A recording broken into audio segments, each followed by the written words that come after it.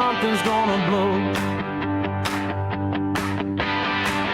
Flags fade on the old hotel, tourists drink their rum and go.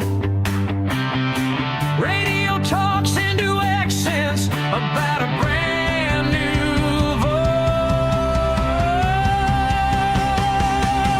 Cuba, 51st state of the sun, stars and stripes in the Caribbean. Same blue waves, a different anthem, still the same red in our drum.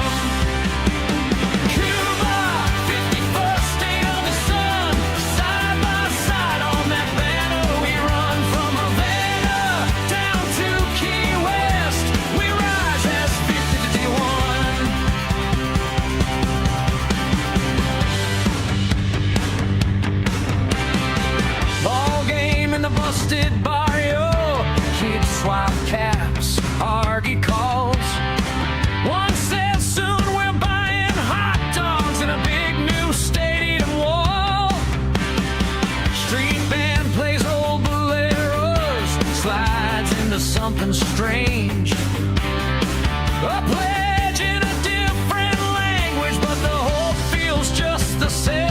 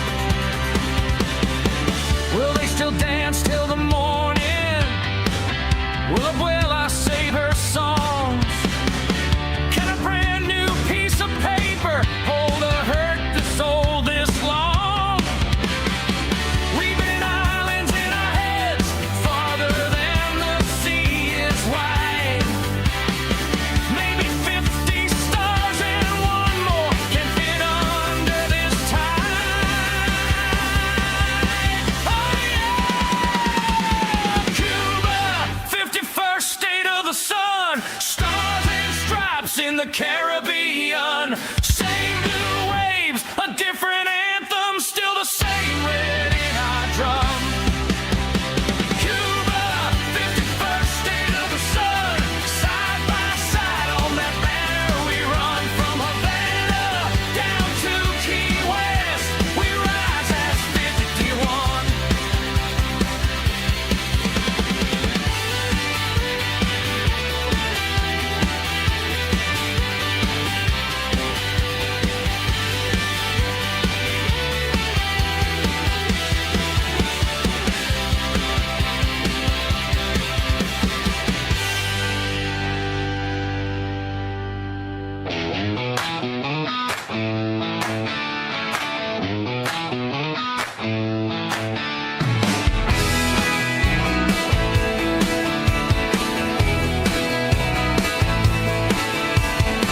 Just on the truck bed, mile after mile, fields stretch out wide like they got a mind of their own.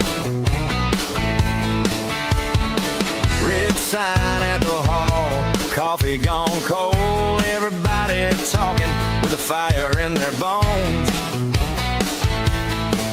Hear that rumble now, under boots on the floor. October is coming and we want something more. October 19th, we're standing up. October 19th, we've had enough. Alberta singing loud, let the whole world hear. October 19th, freedom's here.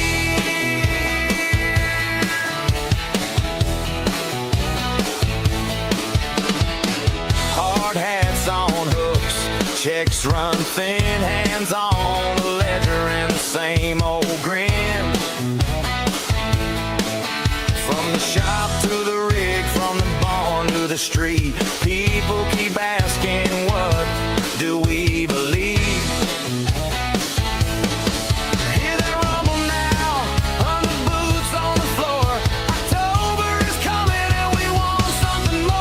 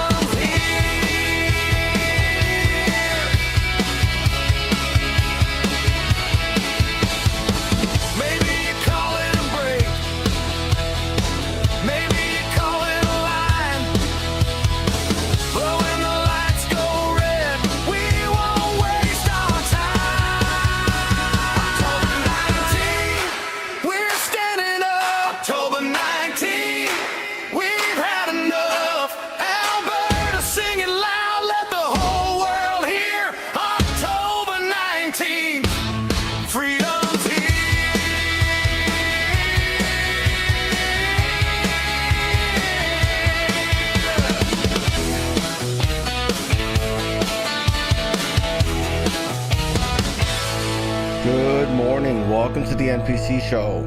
Deprogramming the world one NPC at a time. I'm your host Frank. Today is, what's it, Saturday, June 20th, 2026. Holy crap, what a rush of a start again, guys. Hello guys, good morning, thanks for being here. What are we doing here? Okay, cool. So damn it, lots to set up. There we go, we're ready to go now. All right, cool. Good morning, Kathy. Good to see you, dear. Good morning, Kim. Okie girl, good to see you. Good morning. Yeah, I saw you in the chat for the other thing. The show's always at noon Eastern every day, the live show. And then at 9:15 Eastern is AM. That's the morning like clip of like the prior day show. And then 6:15 Eastern PM is the another clip on this channel. Also, by the way, there's a number of other channels. If you go to the main page, you'll find all of them. There's Frank's show clips, Frank's informative shorts, and Frank's funny shorts. Thank you to those who've been hyping videos on this channel here. But you only get 3 hypes per week, and they're worth a lot more on smaller channels. If you hype a big channel, it only gets like 100 points. If you hype a small channel like that one right there, it gets 2,000. So thank you very much. Please hype the ones on that big channel. Thank you very much. Good morning, Dawn. Random, yeah, Kathy, good to see you. Christian Moore, Omen, Rhoda, Barry, Kismet, Mo, Eric. Okay, goodly, good to see you. Where we at? You just top voted me. Christian Haas, good to see you. Old guy, good to see you. Let's see. Mo, Michael Akers, Casanova, Random Yang, Joshua Stores. Your birthday's in a week. Can't wait to celebrate that. Wait, whose birthday is it today? There's someone's Keith Asubio Senior's birthday's today. Okay, oops, wrong. There we go. Happy birthday, Keith Asubio Senior. It is your birthday. I forgot about that. I'm sorry about that. Anyways, Joshua's the next week. But yes, Keith Asubio Senior's birthday is today. I believe he hangs out on Rumble now, but I'm not sure. Why is that rolling? Anyways, do we have him anywhere? Keith Asubio. Is he here? Is he here? There he is. He's probably popping later. If he might be dirt bike racing today. I'm not sure. I don't know. Anyway, thank you very much, Joshua Stores, for the donation. Look at that. Thank you, Josh. You are awesome. You're awesome. Look at that. Oh, and another one. Thank you very much, Beverly Adams from Wisconsin. Thank you very much for the super chat. She says love from Wisconsin. Thank you for being here. Wisconsin, one of the first states to do their own election integrity, by the way. Yeah, they were like one of the few states that actually flipped more seats red in 2022. Yeah, a group of independent auditors just went around and just started checking the voter roll to see if these addresses even existed, and if they didn't, they got yanked from the voter roll. And that's how Wisconsin was able to flip, I think, 2 or 3 seats, I forget. What is this one? Georgia Maloney's attacking back. Good lord. Now I gotta add that to the show. Anyways, let's add that in. That's a long one. I mean, you calm down, lady. Holy shit.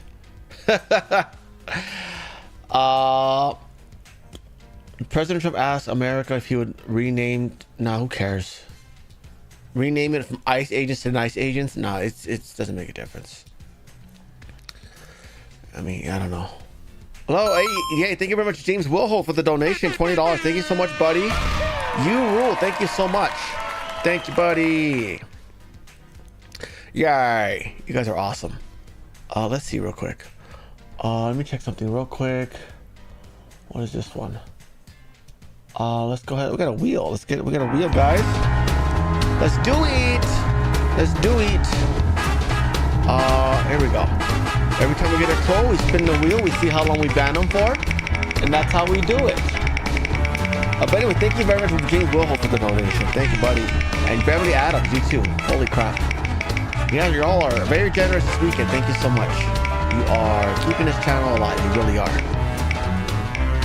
And we got life. You got life. Look at that. And your band. Not James Wilholt. You're fine. Anywho, where are we at? Okay, having the wheel on a Saturday morning. It's great, isn't it? Wow. Okay, a lot of interruptions to my flow, but that's fine. That's fine. Thank you very much. Hello, Lisa. Good morning to Lisa. William Hinson. Good to see you. Yeah, that's what I was guessing what happened to the but I mean, I see algae is a regular thing. I don't know why they're cleaning it for. You know what I mean? Well, whatever's. We'll talk about that when we get there. But the left are being awful. And by the way, there are pro algae activists now. It's so stupid, you know. These guys will protest anything for money. I'm telling you. Well, we need to start embarrassing them. That's cool. Look, it flashes. Beep, beep. Look at that. That looks awesome. Anywho, good morning, Kimbers, Patricia, Pedro, Brody. Good to see you, Joshua, James Wilhold, Carrie, Renee. Thank you very much, Beverly. Random Yank. Okie girl. Look at that. Mopi, good morning to you. Hello, Mary, Carrie, Random Yank, Eric. Everyone loves the wheels. William Hinton says water tested, someone added fertilizer. I mean, they also could have actually just added algae, because algae is a living thing, right? And it grows. And they really should just leave the algae. It's a sign of life. You know what I mean? There was no I mean, there's probably a lot of sludge in the reflecting pool prior to it being cleaned up by Trump, but now there's algae, which is a sign of life. You know, critters eat that stuff, and you know, it's a good omen. You know, if you're reflecting pool attracts ducks because there's algae and they have something to eat now. I mean, that's a good sign. You know, I don't know why they're cleaning up the algae. They should just leave it. It's a, you know. Hey, Carrie, good to see you, Irish lady. Good to see you. Cool creation. By the way, Cool Creations, are you also Irish? Because this one's Irish. I'm just curious. Random Yank. Is Carrie an Irish name? I like that. I like that name, Carrie. Only one is Irish though. I don't like the British ones. And you know who I'm talking about. Sorry for British Cool Creations. If you are. I had a bad experience with another Carrie who was a trans Brit. Yeah. Hello, Random Yank, Talisha, Rodney, good to see you. You're at the car wash headed to Fresno from North County, South Dakota. That's a long drive. Why don't you stick around for the, oh, that's 2 weeks from now. I was going to say stick around for the 4th of July celebrations. Trump's going to be there at Mount Rushmore on the 3rd, I think. So, oh, by the way, after this, at the end of the show, we're going to watch the debut of Trump's new jet. I believe it's the Qatari jet that was given to him, and they stripped it down. They made sure it was all secure and all that stuff. They gave it a nice paint job, and that's going to be his personal. He's going to put that at his presidential library, and we'll get to see that. He does a speech as well, so we're going to have that at the end of the show here, and following a very long show, by the way. Lots going on in the last 24 hours. Williams says fertilizer is just nitrogen, and phosphorus can easily create algae. Got it. So it's like food for the algae. I guess that's what you're saying. Yeah. I mean, I don't know. I don't feel the need to clean the algae, if you ask me, but that's just me. It's better than what was in there beforehand, all that trash and the sludge. You know what I mean? Probably why there's no algae back then. You know, there's no life. There's no the water could not sustain life because of how filthy it was. All the trash that was in there, and all the chemicals that were in there from what people just like throwing shit in there for how many years now. You know, you had the Obama library. It looks like a giant trash can. You know, other people say it looks like a slightly elongated version of the you know, that cube that they all worship in Riyadh, Saudi Arabia, when when they do that. What's that thing? When they do that trek to Mecca or some shit like that. They say it resembles that. Hey, let me show you what I'm talking about. Mecca cube. It kinda does in some photos. See? It's this weird box that they all like worship. They have an annual trek to this. Look at this thing. Open image in a new tab. They have an annual trek to this every year. And it's like, yeah, it's a cube versus a tall thing, right? But look, it's got this asymmetrical things about it, right? This corner's got this weird little box, just like Obama's thing has a little box on it, right? And we know who he bows to. We've seen him many times bow to Middle Eastern leaders while president. You know how many? Hundreds of people die every year on this little annual trek to this. That's how dangerous this cult is. They trek through the desert to go here like once a year, and many of them die. Yeah, they're willing to die just to go like visit this box here. You know, Hey, I got an idea. How about you contact China, you make a bunch of these little boxes and everyone could just have it in their own homes.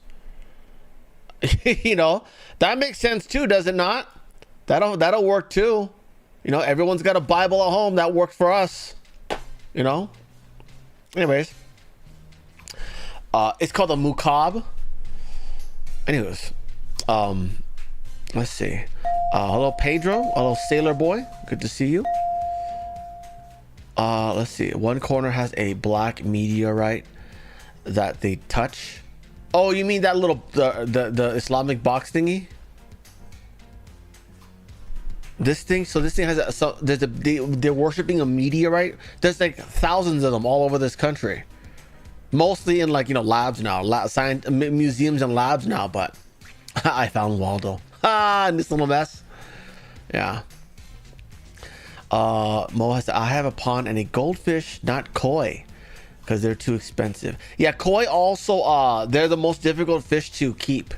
They produce the most ammonia, so they require the most water changes. Or you have to have a gravel filter is what you got to do if you want to have a koi pond. Gravel filter, and then you gotta change it often. They die quick. Yeah. Yep. Anywho, let's get going, guys. Let's see. We don't plug other channels here. Thank you very much, Beverly. Very sorry, but we don't do that. I'll give you a warning since you donated earlier, but we don't do that. Yeah. Especially not someone who trashes Governor Abbott. Nino Boxer blames the migrant crisis on Governor Abbott. Yeah. Not Biden, not Merrick Garland, Governor Abbott. Of all people. The guy was actually trying and had the DOJ suing Texas repeatedly. He blames Governor Abbott for the migrant crisis. It's like, okay, that's sounds a little sounds more like a little subversive, no? Oh, let's blame the people who are actually trying instead of the actual culprits. I don't know, man. What is this?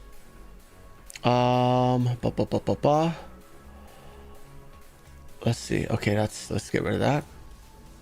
All right, let's get going, guys. Let's mute the music. All right. First story of the day. It's been stunningly revealed that a DACA loophole is what allowed the would-be terrorists into the U.S. We've talked about this, and now there are calls to end DACA. Look at that. The American citizen children are happy about it. UFC 250 offering new details on the case of the alleged ringleader. That suspect, who was also an illegal immigrant, due in court next week. Bill Melugin is live at the White House with more details. Hey, Bill. Hey, Charlie, good morning to you. After the feds busted this terror plot to attack the UFC fight here at the White House last Sunday, DHS then revealed that one of the alleged ringleaders of this plot is a Mexican illegal alien who was granted DACA by the Biden administration. So take a look at him. His name is Abraham Hermosillo Alvarez. He's from Omaha, Nebraska. He first came to the U.S. as a little boy in 2001, but he overstayed his visa, lost his legal status, and was then protected. Pedro says actual clown here. That's hilarious. Krusty the Clown, huh? With DACA by the Obama administration in 2014. Now, the sheriff of Douglas County in Nebraska says they began immediate surveillance on Alvarez as soon as they learned of the plot. And he says the Democrats' immigration policies put the nation in danger. This terrorist plot could have endangered the lives of multiple people at the UFC 250 event at the White House that day, and it could have even endangered the life of the president. Alvarez never should have been here to begin with. He was an illegal immigrant who overstayed a visa in 2001. Unfortunately, he was granted DACA status by the Obama administration in 2014, and I think we're seeing now how that policy ultimately placed our nation and my community at risk. Now, 4 other suspects have also been arrested in this scheme, including... Yeah. Next story. Let's see. Oh yeah, they finally released the body cam footage. Oh, actually, I'm sorry. This is surveillance footage. They finally released surveillance footage of the high school where Karmelo Anthony stabbed someone, and here it is. Yeah, you can see if they're gonna highlight him somewhere here in a bit.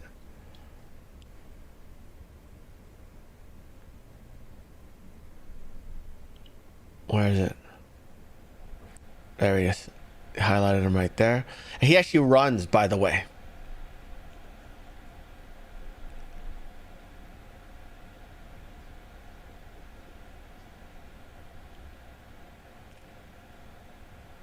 Well, look at that. He's running. The cops here chasing after. Cops up here chasing him. Cops here chasing him. Yeah, he tries to run. They catch up to him.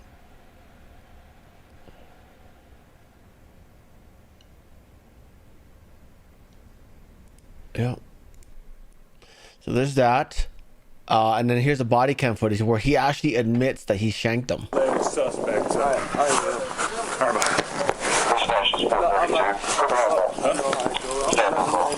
Okay. He put his hands on me. I told him not to. He put his hands on me. And this photo of the Ozark Trail multi-tool knife that prosecutors say Anthony used. This is what Jasmine Crockett called a little mini tiny pocket Swiss Army knife. That's all it was. It was just a little Swiss Army pocket knife, you know. Oh, so it was enough to kill someone, huh? And that makes it okay? Holy crap, what an end. The N-word. Anywho. To fatally stab Metcalf is part of the trial exhibits that jurors saw during the murder trial. And audio from the 911 calls to police following the deadly stabbing were also made public. Listen. Frisco 911, what is the location of the emergency? Hi, we're at Kuykendall Stadium. My friend just got stabbed. Okay, do you know who stabbed him? We have no clue. He was sitting in our tent, but you need to send an ambulance right now. They're on the way, okay? Give me a description of the person that stabbed him. He was black. It's always, you don't have to look. You always know. He was wearing a gray Essentials hoodie. And this... That's your description? He was black. Say it. Surveillance video shows Anthony fleeing the tent where he stabbed I'm men. telling you, people have gotten so politically correct. You know, in when they take crime reports in the UK, they're not allowed to write that, oh, they have a beard. Because Muslims always have beard. They're not allowed to write that. Oh, he was dark complexion. Not allowed to write that either. Yeah. Unless, of course, he's white, then you can go and write that all day. Not a problem. Calf. A jury found the now 19-year-old guilty of first-degree murder and sentenced him to 35 years in prison earlier this month. The judge, reflecting on his decision to release this evidence now, saying this, quote, "I understand the public's desire to know what happened in the courtroom. The overwhelming focus on my ruling regarding the media in the courtroom was to protect the process, witnesses, and jury. Now that the trial is over, it is important to me to provide transparency." And of course, Anthony will now be eligible for parole after serving half of his time behind bars, guys. Yeah. The father, by the way, vowed to fight early release like crazy and needs to. He shouldn't be released while he's still able to, stab people. He should be released when he's like maybe 70, 80, when he was no longer a threat to anyone. Next story. A man has reportedly been arrested for slicing up the liner in the reflecting pool. A man jumped in the reflecting pool today with all these crowds around, cut out a huge piece of the blue sealant, and tried to get away, but he was arrested. See the liner right there? It's sliced off.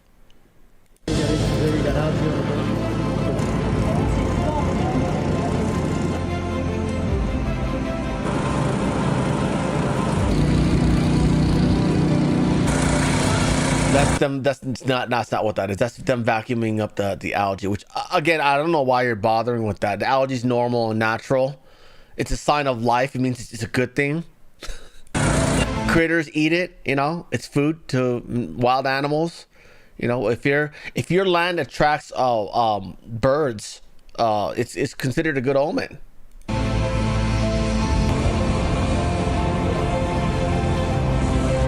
Yeah. So there's that, and then also I believe a second person got arrested for disrupting President Trump's Lincoln reflecting pool. He grabbed the holes being used to clean up the algae. Oh, got it. So this is another person, huh? So this person didn't slice up the liner. This person was trying to stop them from cleaning the algae because they need it for their narratives, right? But again, algae is normal and natural. If you really don't like the algae, I don't know, maybe add some salt in it and then add those sea urchin because they eat algae. you know?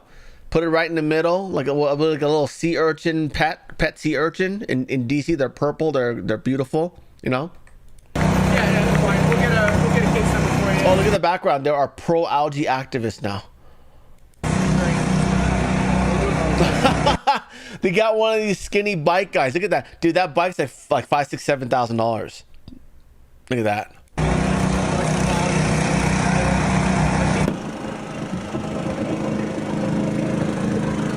What's happening? Can I help? Can you help? I think that's really funny. I think that's a joke. It's funny.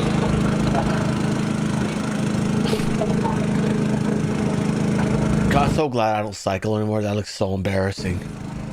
I would be embarrassed to be lumped into the same category with this guy right here. Yes, go grab one.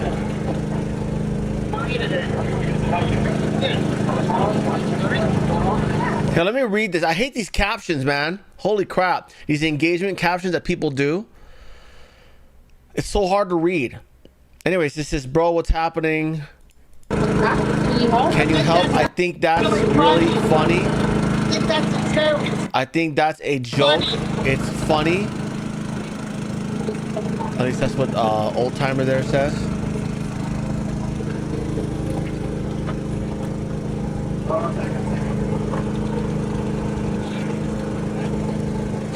Yes, go grab one then.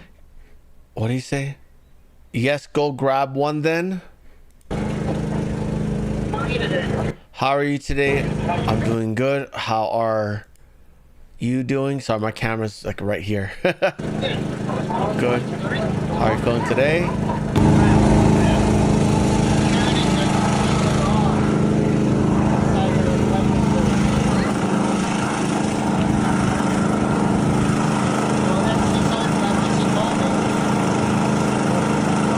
Yeah, you see, your boy Roy says that it's a 10-year prison sentence to destruction of government monuments. Yeah, I believe that's what the executive order was, and I hope that Janine Pirro remembers that, because I believe she's the one who's supposed to be bringing up the charges.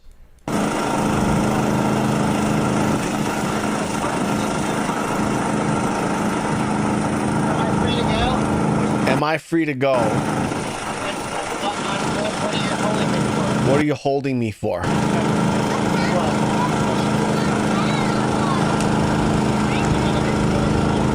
I'll tell you what sucks about this, just based on how expensive his bike is, he probably has the money to fight this in court. Thank you very much, David Stores, for the donation. Thank you, buddy.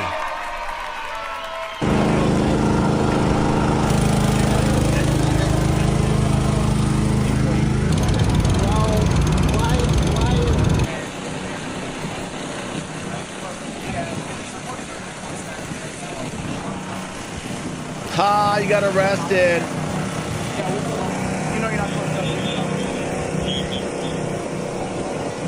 Oh shoot, sorry. How long was I on that frame? I was on the wrong scene this whole time. Damn it. How long has it been on that scene? Holy shit. That sucks. I don't think it's been that long, right? Why did it switch over? I must have pressed something. Anyways. 30 seconds. Okay, good. Thank you. Sorry. Stop sign. Anyways. Oh, cap cut. Got it. And you didn't use the pro feature to get rid of the watermark? Oh, man. Oh, man. Now, anyways, next story. Yeah, so CNN's been covering this nonstop, despite the fact that it was way the hell worse under Biden's watch and Obama's watch, and they never said a thing about it. Okay, now they're going there. They're doing multiple coverage of it. They're going there. They're scooping up the water. As you can see, there's algae in the water. Yeah, that's a sign of life. I don't even know why you guys are cleaning it up. It's a sign of life. It's better than what it was before, where there was no sign of life because there was all that trash in there, all the hazardous chemicals in there. Is not clear. You can see all the debris still floating through the water here. Hey, you didn't have a problem with this 2 years ago. Lots of it, and I will point out that algae comes from microscopic spores, so that does not offer any proof that the algae is gone. What's more, that famous blue coating on the bottom, look, right there is some of it. And this is one of these... Yeah, because the vandal took a knife to it and was cutting it up. Stupid. Areas that has been passed over some. Same all the way around here. I've walked the rim here over and over again. There are very few places, John, where you can see this famous blue color even at all, let alone in a big expanse of clear, shining water. So right now, John, we don't know if it's the bottom coming up. What we know is that there are big pieces of blue stuff coming up from near the bottom. Because you hired someone to slash up the liner, that's why. We don't have any other explanation for it. John? It's so interesting. And Tom, I'm so glad you just showed us that look there. That's funny. Look, they made everything green. This is one big giant LED screen. They're making it look like it's a bunch of little TVs, but they made everything green to be like, oh, look at the algae. If you guys are smart, you would have used orange. Okay. Actually, no, I'm sorry. If you're smart, you would have just used red, because red would have made the green look more green. Now your green is making this green look normal, like it's like gray or something. It's called contrast. You use the reciprocal color to make it look more green. It looks less green now. You guys are dumb. Thank you very much, William Hinston. Thank you, David. Thank you, William. Thank you for joining. You guys are awesome. Thank you. Really pushed in, because that's the first time you really saw any blue at all there, and you had to really... It looks very blue with this green frame around it. Focus, and you could see. You know, it is hard to see, and those people behind you, they're just vacuuming full time? I mean, is this going to be a permanent thing? People standing in the pool vacuuming? Yeah, they were out here. There were more than a dozen of them out here. You know, Biden spent like 9 figures to clean it, and then he just went right back to shit right afterwards. We're not even close to 1% of that. All day long yesterday, doing just that, working steadily to try to clear it. There's no doubt that federal workers and the people who are out here are doing the best job they can to try to deal with this. But the result is not this clear pool with this glowing, even though it was controversial. It was clear, but nature reclaims itself. It always does. Okay? Let it be. Let the algae be, and just say, hey, this is a normal part of nature. The reason why there's algae is because it's clean now, which means there's signs of life, unlike how it was before. Thank you very much, OK Good, for becoming a member. Thank you. You're keeping the channel alive. It's only $3 a month, guys. Please join. Thank you. Thank you, buddy. This glowing blue bottom that the administration said they were working toward. That absolutely has not appeared for $14 million. What is here is kind of what was... And what did we get for $360 million that Biden spent for it? We got 11 trash trucks full of trash, by the way. You guys know that? They dug out 11 trash trucks full of trash. Yeah. Holy crap. Anyways. Oh yeah, they're now pro algae. Hold on. There are now pro algae activists at the DC reflecting pool now.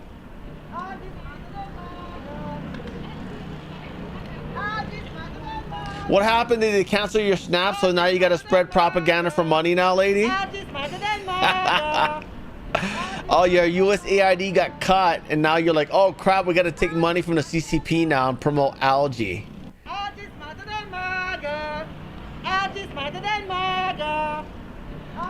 Yeah. MAGA's not the one that has to take money from George Soros to make a living, lady. I believe that's you. You and your black greatness. Thank you very much, Christine Miller, for the super chat. Says thank you for the Saturday show. Thank you. Yeah, I do show every day, including the weekends. Thank you. Thank you for your super chat. Anyway, so yeah, pro algae activists. Kayleigh McEnany pointed out that this is ridiculous that they're protesting the reflecting pool like it's the biggest disaster ever. Guy, he's still way under budget from whatever Biden spent. Okay, he's still only like 1% of the budget has been spent. Good Lord. And there's algae in it now. It's got life. It's alive. There's life in there now. Been assassination. You know what we should do, Mr. President? Bring in some ducks. Bring in some ducks. Set the ducks up on the pond. You know? Yeah, and the reflecting pool. I think that'd be nice. I'd go one further. You know what I would do? I would just all the concrete, just make all that go away, right? Turn it into an actual pond where the grass actually goes down into a hill, into dirt, and then into a pond. Obviously, you're gonna want a pond liner, but you know, I'd turn it into a pond instead of a concrete reflecting pool. Yeah. There have been assassination plots, but the liberal media is focused on something else entirely. They are very concerned about algae and the... Michael says that Michael's another person. Someone else, by the way, said the same thing. Says that someone dumped fertilizer in to create the algae bloom. It's not natural for that pool. Oh, gotcha. So they need to go find who did it then. Yeah, they got the guy who tried to slice up the aligner. They got that guy. Let's start this over real quick. Here we go. There have been assassination plots, but the liberal media is focused on something else entirely. They are very concerned about algae in the reflecting pool in Washington, D.C. You know, the one that no one actually goes in, no one swims in it, no one drinks from it, yet there are seasoned journalists absolutely obsessing. Park Service workers were seen dumping gallons of hydrogen peroxide in the pool, raising questions about the ducks that live in that water. We're going to scoop up a water sample. There are clearly no ducks in there. What I'm saying is that there should be ducks in there, and we should just leave the algae. To see if we can get this tested. Look how dirty it is. Oh my God, it's like New York water. CNN independently took the sample of water and consulted with a pool store. Joining me is New York Times investigative reporter David Fahrenthold, who's been breaking stories on the reflecting pool. It's the price of having sort of sycophants around you. The Iran war was the big example of that, right? I think we saw that writ large, but the reflecting pool is that in miniature. I spent all day thinking about this, looking at these pictures. This reflecting pool is falling apart before our eyes. You literally heard one reporter there say this is Iran in miniature. The reflecting pool, Iran in miniature. Okay, well, President Trump responding to that last part saying, quote, Jonathan Karl was seen sticking his hand into the pool and trying to rip the rubber off the surface. The algae is 75% gone and the condition will soon be completely remedied. Well, that hasn't stopped the New York Times from doing a deep dive into the contractor who was hired to purify the pool. But I'm curious, are they worried about algae at the Taj Mahal? Are they planning on testing the water quality of the reflecting pool at the 9/11 memorial? What about the... That's true. All you CNN guys, you got a lot of work to do. A lot of reflecting pools all over the world. You better go test the water in all those places. Yeah. Get some flights going. Trevi Fountain in Italy. We look forward to seeing those reports. Yeah, I am too. Oh my God. Algae reporter, CNN. You know what else we're looking forward to seeing? Well, deep investigations into things that actually matter. But we should not be surprised because this is par for the course for the media. Yeah. Yep. Next story. Orange County, Oregon County is now moving to prioritize housing assistance specifically for BIPOC people and the LGBT, all those letters. Okay. Again, I hope Harmeet Dillon is already keen to this because this is definitely a human rights violation, definitely illegal. Okay, Biden pardoning loans from black farmers, specifically black farmers, was very, very illegal, and they should be forced to pay all that back.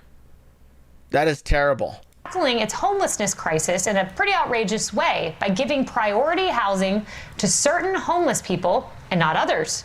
So who gets a priority, who doesn't? Well, that's based on a scoring system that awards more points to homeless families that check certain DEI boxes, like if English is their second language, or if they're interested in obtaining LGBTQ or cultural services. English second language people get priority. Isn't that bullshit? Can't make this up. According to a frequently asked questions memo, they're asking to have all their federal funding shut down. Look, if they got this kind of money to waste, even if they're going to be using state funds, okay? If they've got all this money to racistly waste, cut their federal funding. They don't need it. They've got too much money already, clearly. Out by the county, it is prioritizing, quote, households with the highest housing barriers, I should say, and who are overrepresented in our local homeless population, like BIPOC households, LGBTQIA2S+. Wow. So what happens? A lot of extra letters there, huh? They've added more letters since. If you don't fall into those categories, do you deserve to live on the streets?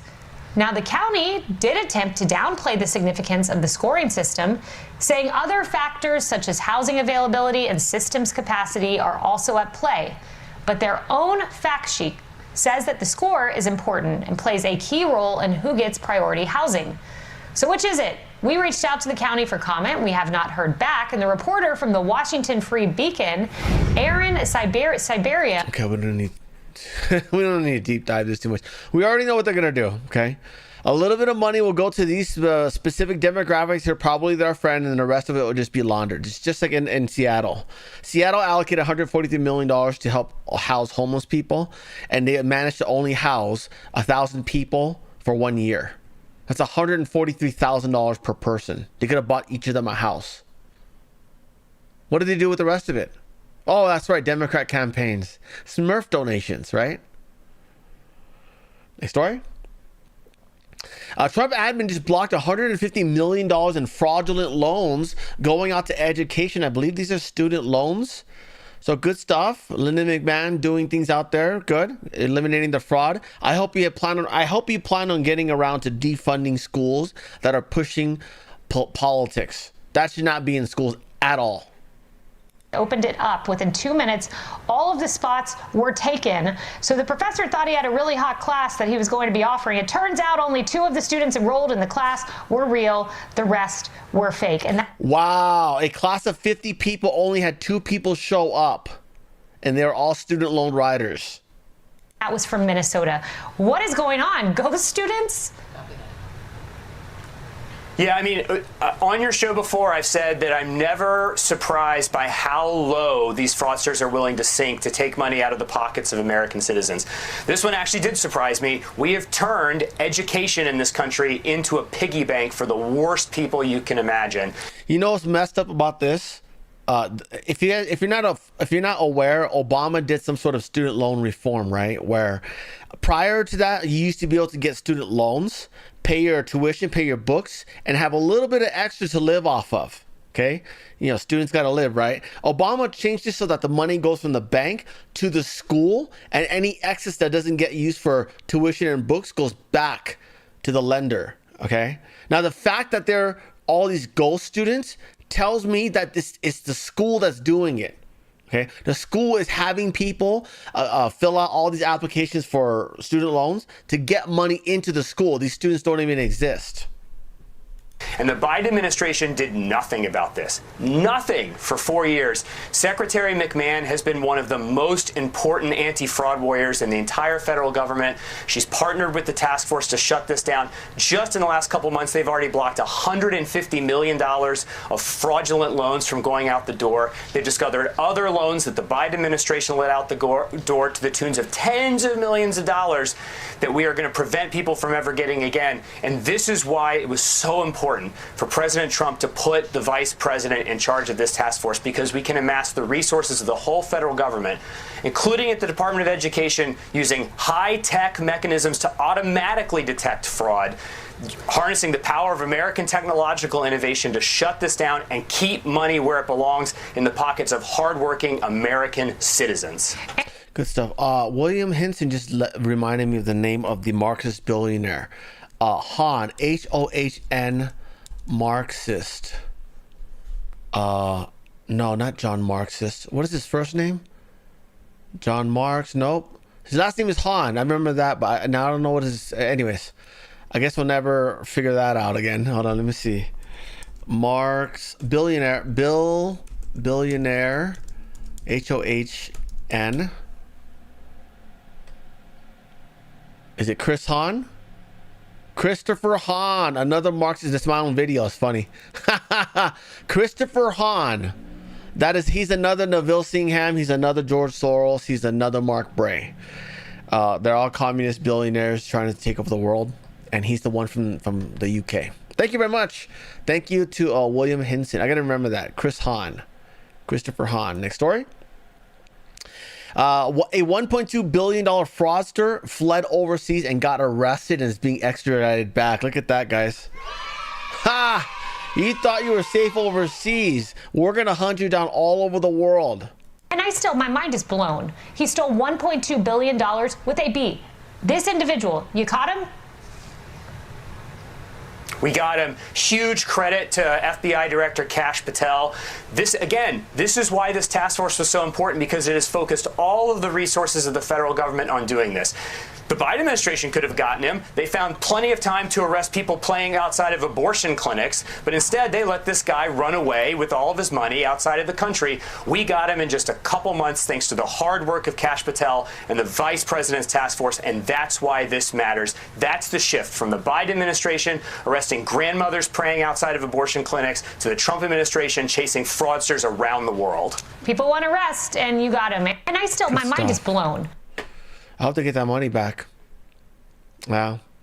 I'm telling you, you know what you got to do? Find the home countries of these people and just like locate the houses of their family and just like drone strike the family, you know, and actually live stream it and then put it in his jail cell, right, on a loop so they can see what happened to their family because they stole from America. Wow. I'm telling you, we still got to wreck Somalia. They stole more than any other country.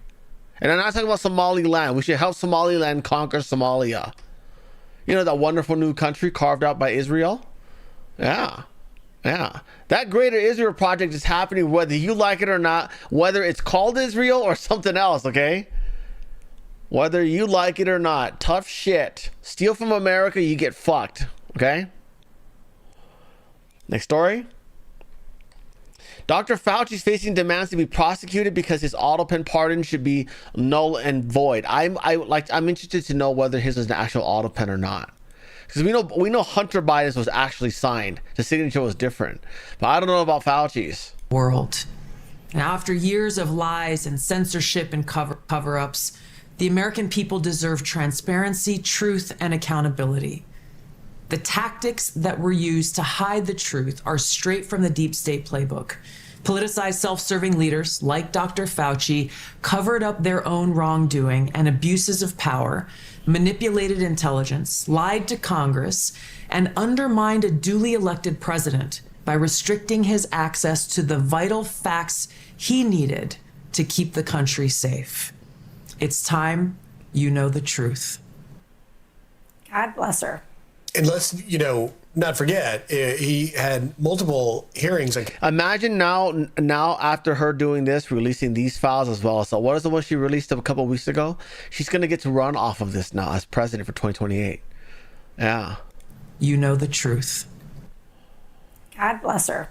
And let's, not forget, he had multiple hearings on Capitol Hill where he was testifying back in 2024. He denied influencing science. Kathy says Hunter Biden's was the only hand-signed auto-pen pardon. Only hand-signed pardon.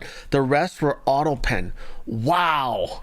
That is a lot of people who admitted that they're guilty and don't have an actual real pardon for it, right? Oh, I hope Todd Blanche does something about it. Just watch. Oh, he's Sir Christopher Hahn. That's interesting. So William Hinton mentioned that Christopher Hahn was the billionaire Marxist out of the UK that's screwing over America right now and responsible for a lot of the current protests. They knighted him. Wow, just like they knighted Jimmy Savile. Wow. Mark Bray is the guy who authored the Antifa handbook. He's essentially the billionaire leader of Antifa. So... And then Neville Singham, you know who that is. He's Indian American born. He married him and his wife started Code Pink. He lives in Shanghai currently. And then, we all know who George Soros is. The Supreme Court was auto pen too. Oh, you mean Ketanji Brown Jackson? Well, so Trump had previously mentioned that they have very strong evidence that 2020 was stolen. And I figured if they could just disprove that alone, every signature he did will be invalid, including all foreign policies that he signed with foreign leaders. I mean, China and the EU would have to give us back all the oil that we sold them during the oil crisis. Remember that from our strategic reserve? Yeah. Anyways, he would be the good-looking president, but we neocon Marco. Yeah, I still want Marco Rubio more than anybody else.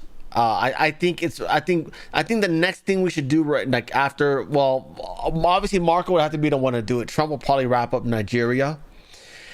But we need Marco Rubio to regime change the rest of Latin America, because they are absolute dog shit. They tried to blow up the new president of was it Peru? We talked about it yesterday. There was a bomb and they had to evacuate her. Yeah. And then there's also riots in Bolivia. They're trying to get rid of that duly elected president, because the one that he beat was the one that was under the thumb of Colombia. And then we got a regime change Colombia. And there's what better person than a Hispanic president that Mexicans can be proud of, Hispanic people can be proud of, named Marco Rubio, right? As opposed to having, I don't know, President George Lopez, who's going to literally wreck every Hispanic community by flooding it with illegals. Can you imagine that George Lopez runs against Marco Rubio? That'd be a tough race, man. I gotta be really honest with you, because those Hispanics are dumb. They will vote for George Lopez just because he's so familiar and dark-skinned. Yeah. Next story. New Hampshire's first transgender lawmaker has been sentenced to 33 years. Yes, this thing here was doing bad things to kids. I don't know if they banged them or if they took pictures and sold them. But someone named Stacey Lalton, we've been talking about this person, was a Democrat elected to New Hampshire's House 3 times and resigned twice over legal problems. Sentenced 30 years in prison in connection to... Also, they actually banged this kid. It's not just photographs. 41 years old of Nashua, New Hampshire. That's terrible. Yeah, this is the Democrats, guys. This is who they are. Very disgusting.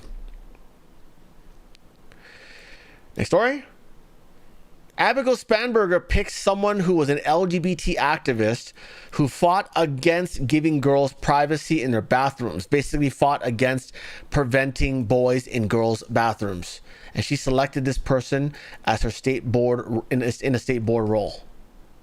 So, if you guys are not familiar about the history of Virginia, the governor of Virginia has always been the opposite party of the party that just won the White House. Okay, so if Marco Rubio gets his 8 years, you can expect Virginia to have 12-year dynasty of Democrats. So, Jillian might want to move. You know, you don't have to move too far. West Virginia is a nice spot, right? Other than a tornado they just had. But yeah, so Spanberger's ducking the issues. They're just going to go right back to it. They're just going to be putting this person right back into power, huh? Let's see. The LGBT board established under Ralph Norman advises the governor on economic, educational, and health matters affecting the rainbow cult demographic. By statute, at least 15 of his 21 non-legislative citizen members must identify as LGBTQ. That's illegal. That's no different than having those DEI electoral maps, those districts, the DEI districts. That's the same thing. That's also against the law. That's the same. That falls under the same ruling that the Supreme Court made about this DEI gerrymandered maps. Okay. That should be very easily contested and brought forward to the Supreme Court, and they got to rule on it again, unfortunately, for a second time. Anyways, that's hot garbage. Anyways, you guys, good Lord, rest in peace, Virginia. Next story.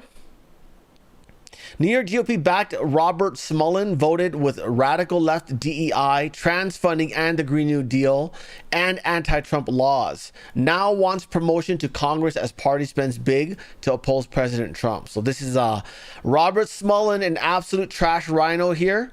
We've got many of them. Georgia has a rhino problem. So does Kentucky. So does Nebraska.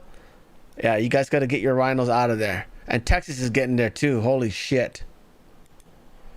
Anyways, Robert Smullen is campaigning to succeed Elise Stefanik in New York. Holy crap. We might need to keep her there. She was supposed to be UN ambassador, remember that? But then they decided to keep her in place because the way New York law is, the representative gets replaced by the GOP's decision. Not the and New York GOP's absolute rhinos. They were going to replace her with like a literal Democrat. So then Trump was just like, hey, how about we give that position to someone else and you deal with this? And she's like, that's fine. So Anyways, so we gotta holy crap, man. New York. Next story. So here's some good news. Remember, Gavin Newsom tried to do this new thing where if you wanted a government contract in California, you had to be gay certified, basically to prove that your company is LGBT compliant. And so the Ninth Circuit has stepped in and blocked the enforcement of it. Listen to those happy kids whose parents are going to be able to get government contracts without being gay now. So they stepped in and they blocked it. For now, that's good. It's just it's blocked until they can probably get it through the court system, right? And the Supreme Court also recently stepped in, ruling for parental rights. Oh, I'm sorry. No, this is not for the gay certification. Let me redo that. I'm not gonna redo it, but I'll correct it. It was basically about the it's a law that basically made it so that certain schools could not inform the parents if the child wanted to transition. I'm sorry, I butchered that. The Ninth Circuit blocked the enforcement of multiple provisions in Gavin Newsom's California law that hide transgender transition information from parents by limiting what schools can disclose. So his gay certification thing is still in effect, but I mean, it's, you know, they're gonna get sued for it, right? And we'll have to see what happens to it in the court system. But hey, how about some Christian certifications for government contracts from DC? I think that's a brilliant idea of his, you know? Gavin Newsom's like, hey, we want to make sure people are gay if they're going to be getting government money. Well, we should be doing the same thing, but with Christianity, you know? Or at least, or at least, you know what you do? Don't make it Christian, because obviously they're going to have a problem with that. And it's got to be religiously unbiased or religious freedom or whatever, right? So what you do is you take all the rules in the Bible, okay, and you make this code of ethics in order to have you know, government contracts from DC, you know. I will just start with the 10 Commandments. That's very easy, right? Hey, do your workers follow these 10 Commandments? I mean, these 10 policies. Next story. Trump admin is moving to shut down trans procedures for kids entirely. A new legal action says doctors were misled about sex change surgeries for kids. We talked about this earlier this week. The FTC, along with a number of states, are suing a what is it called? The Trans Health Group for coercing people to get their willies chopped off and take the medication that sterilizes you for life. Yeah, that stuff. Litigation preceding ours, but that we outline extensively in our complaint. WPATH at one point wanted to put age limits on some of these procedures, and the Biden administration, Rachel Levine at the Biden administration, told them now is not the time to do this because states are enacting laws designed to protect children, and putting age limits in your guidelines would be a boon to the states that are trying to enact these laws. And so WPATH refused to put age limits in there. The CAS report in Europe demonstrated that there's no good evidence that these procedures actually help children avoid the risk of suicide and suicidal ideation.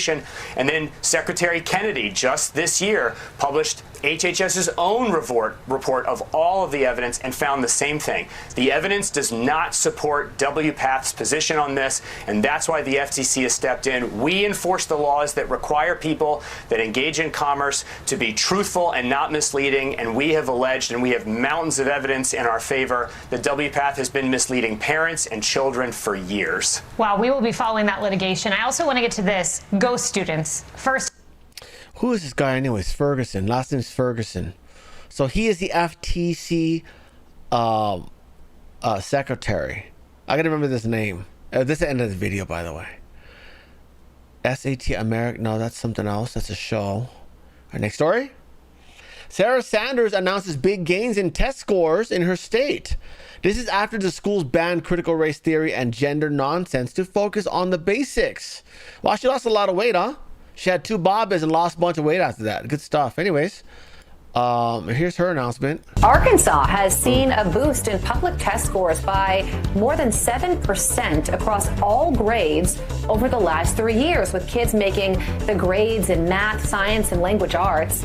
Governor Sarah Huckabee Sanders explaining the secret behind her state's success to Fox Digital.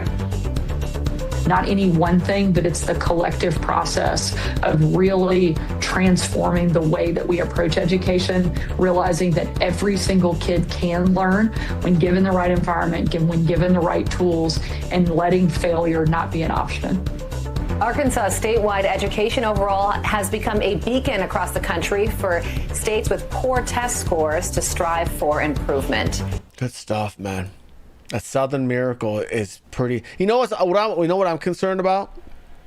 Is the South getting smarter, or is the rest of the country getting dumber? Because their rankings have bumped up like crazy, right? The South used to be like the bottom in the whole, bottom ranked among the top 50, and now Mississippi, Alabama, like right in the middle. Yeah, and they did that long before getting rid of all this DEI stuff. But Arkansas is now showing some changes as well, right? Good stuff. Next story. Bobby Jr. announces obesity rates in America are down for the first time in 50 years. Look at that. Look at that. Since Trump came into office, obesity rates in the country have dropped 2.5%. That's the first drop in 50 years. And that drop alone will have significant impacts on healthcare costs in this country. I got a poll for you guys. Let's do a poll. Well, just do a chat poll. 1s or 0s, okay? Put a 1 if you think it's because of the improved food. Put a 0 if you think it's because SNAP benefits are cut. I'm guessing it's 0. I'm guessing it's got something to do with the fact that they don't have unlimited free food anymore. Holy crap. Yeah, let's see the chat. Let's see what you guys think. Circle says 0. Primo Beef says 0. Look at that. Look at that. Oh, that's a big delay on Rumble. It's going to take forever for that to show up. But look at that. 0. Lots of everyone thinks the SNAP benefits. So yeah, because I'll tell you what, I have a 0 as well. Oh, possibly Ozempic. That's another impact right there. By the way, very bad for you. Yeah.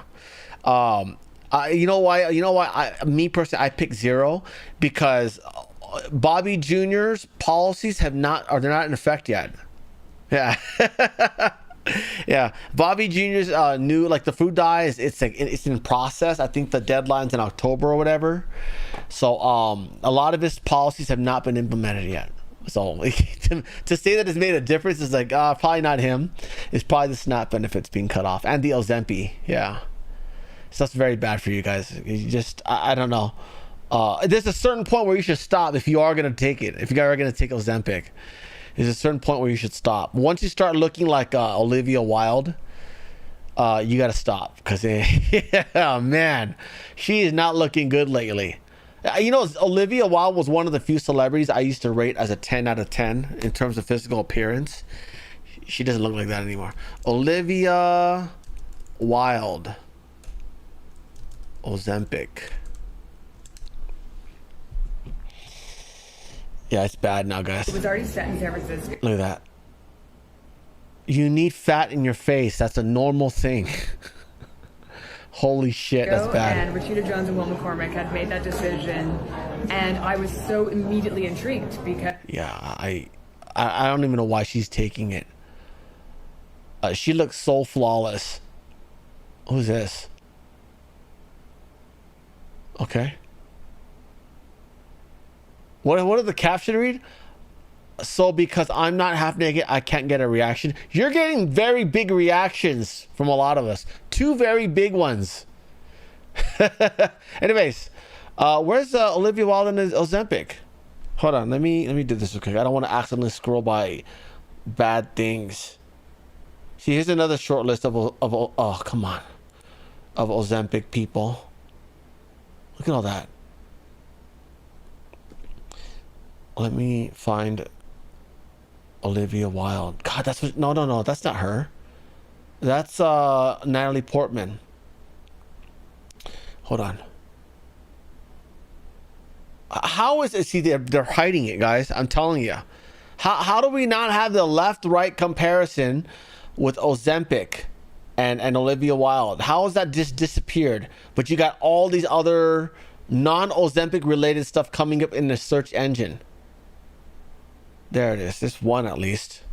That's her before, and this is her now. Yeah. That's pretty terrible.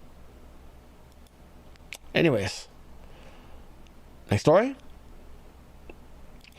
Rick Scott has invited President Trump to the Senate GOP lunch to put together a game plan for the Save America Act. It says start the onslaught now before the midterms. So I'm not sure what they can actually put together, but I mean, Trump's thrown a lot of good ideas out. It's student that's the problem. Do you have an ability to do a motion to vacate? Because if you do, you should do a motion to vacate like they did to Kevin McCarthy, and get rid of him, replace him with someone who's willing to fire the Senate parliamentarian so that they can take the Save America Act and put it into the Pentagon Reconciliation Act that only needs 50 votes, because we have 50. I invited him to come. I'm responsible for the Wednesday lunch. So I invited him to come to lunch on Wednesday, and let's talk about how we get it done. What can he do? What can we do? But we've got to get the Save America Act passed. Is it hard? Yeah. Do we have the votes today? No. But that doesn't mean we don't have the votes tomorrow. I mean, we do. This is how the process works. You fight every day to get something done, and you listen to people. You say, okay, so what's your issue? All right? How can I solve your issue? I'm a business guy. How do I get my deals done? I built the largest hospital company. I talk to people and solve their problems. That's what we have to do. People want secure elections. We need to pass this. Yeah, and I keep hearing, like, my whole life, the Senate's a deliberative body, so now it's time to deliberate and change minds, and that's what you do. Senator Mike Lee, who's been a robust voice for the Save America Act, he put this up because there was some confusion that there were not 50 votes for the Save Act. I know. Yeah, there is 50, by the way. Do you remember they did a final vote on it, and it got 50 in a vote where they needed 60. It won't need 60 if you add it to the Pentagon Reconciliation, but you got to get rid of that Senate parliamentarian to do so. Next story. Oh yeah, so Trump responded. If you're not caught up on this whole thing here, Maloney's in a dumps in the polls. Okay, her countrymen are not happy with her for multiple reasons. It's probably got more to do with mass migration, although a lot of Trump admin likes to say it's because of her lack of support for the Iranian war. It could be a combination of both. I think it's the migration issue. She hasn't done enough for that, right? So her polls are bad. So at the G7, she tried to snag a picture with Trump. Oh, I need a picture to show people I'm friends with you again so they'll like me again. And then Trump went on some interview, and they asked him, oh yeah, so you're friends with Georgia Maloney again, huh? And he's like, I mean, we talked, I mean, she pretty much begged me for the picture, and she got mad about that. He's like, we do not beg. We only beg for money and military American men to defend us because we have faggots in our country. Bobbity boopy. Anyways, so she got mad about that, and this is Trump's response. He says, Maloney asked over and over for a picture with me during the G7 meeting in France. She is doing poorly in Italy with her level of popularity, possibly because she turned down the USA, a country that truly believes and protects Italy. When it came to denying Iran from obtaining or developing a nuclear weapon, period. She wouldn't even let us use Italy's landing strips or runways, a great logistical inconvenience, and this despite the fact that the US contributes hundreds of billions of dollars a year to protect Italy and other so-called allies in NATO. Now, after the US defeated Iran's military, she wants to be friends again in order to get her numbers up. No thanks. I would also add, Mr. President, you should probably rescind the offer to add 5,000 troops to Poland. We know why they want it. It's because they want to. Oh, by the way, Ukraine yesterday officially issued an order to attack Belarusian troops. Yeah. They're going after Belarus now. Yeah. So that's yeah. And by the way, Mr. President, the reason why he's emboldened is for two reasons. One, they're chummy with the Sauds now. They're chummy with UAE and all those wealthy oil countries, and also because you added 5,000 troops to Poland. So he's not really worried about Poland's borders anymore. So he's going to go ahead and start shit with Belarus, even if that means that Belarus is going to go after Poland. He's emboldened because we just added 5,000 troops to Poland. We need to get out of there. Okay, if you want Zelensky to actually calm his nuts and make a peace deal, you gotta take away every bit of power he has, including the 5,000 troops, including the 4,500 that's already there, let alone the 5,000 you're about to add to Poland. Remove them all. Okay, we should not be the front line for this president right here, President Maloney. By the way, she responded to that. She's so mad. She writes, These constant unprovoked attacks are senseless. As for my popularity, being your friend certainly has not helped it, nor does it depend on my relationship with you. Yeah, that's not true. Do you know why? You know why you're wrong, Maloney? The reason why you think that being Trump's friend is not helping you is because you're listening to Macron. You're listening to Chancellor Merz. You're not listening to your people. Your people are sick of the migrants, and that's what you're not focused on. You're focused on everything else. I believe Italy just gave like more money to some African country for like green initiatives, right? Yeah, that sounds like something your countrymen care about. Yeah, let's help the Africans survive so they can invade you more. It's stupid. Anyways, she also writes, my popularity depends on my ability to defend Italy's national interest. Yeah, their national interest is getting rid of the Libyans, and you're not working on that. And she says, that is also what I did regarding the American military bases in Italy. Their use is governed by agreements that we have always respected. Okay, well, if we're not allowed to use European land for any military operations, then let's get out of there. Can we do that? How about this? How about we take all of our military in Europe and move it to Greenland, and then claim that piece of land? How about that? We got updates on Greenland as well. Now the I believe, was it Norway? They're getting involved. Anyways, Italy remains a sovereign nation, but no, you're not. You're governed by Brussels. You're governed by the EU. You're governed by NATO. You're governed by the UN. Sovereign my ass. There is a very large body of people who tell your country what to do that you never elected. Okay, they're called the EU. Awful. Next story. So after her failed photo op with Donald Trump, she's now having to pretend to do stuff. Okay, so now she's wagging her finger. A month after I started talking about this, she's now wagging her finger at Spain. Oh, you cannot give 500,000 illegal citizenship about the poopy. Holy crap, man. Italian PM challenges Spain's Sanchez over his plan to legalize 500,000 illegals only after her failed photo op with Donald Trump to bolster her poll numbers. Yeah, if you guys have been missing the show earlier this week, there is another candidate running against her that's even further right than she is. Okay, and we'll actually do mass deportations, and that's what she's worried about right now. She's not worried about losing the election because Italy is a conservative country. She's worried about losing the primaries. Okay, that's what she's worried about. So now a month after I've been talking about it, okay, she's now like, you cannot do that, Papa the Poopy. Yeah, it's been a month. He's probably already given like 250,000 citizenships out. Hey, you guys know how dangerous these citizenships that this guy's handing out is? If you have a citizenship in Spain, you can go to anywhere in the EU legally. Okay? Their border policies won't even apply anymore. Yeah. You can do mass deportations all you want. They're just going to get citizenship from Spain and come right back in and legally work and legally take your jobs and maybe not legally plunder your country, but the rapes will continue. But again, she's got a grandstand, right? There's an election coming up. She's going to get primary. She's a little worried about it, right? So, I don't know, man. You guys, Europe is a lost cause. Donald Trump needs to grant asylum to white Christian conservatives. Okay?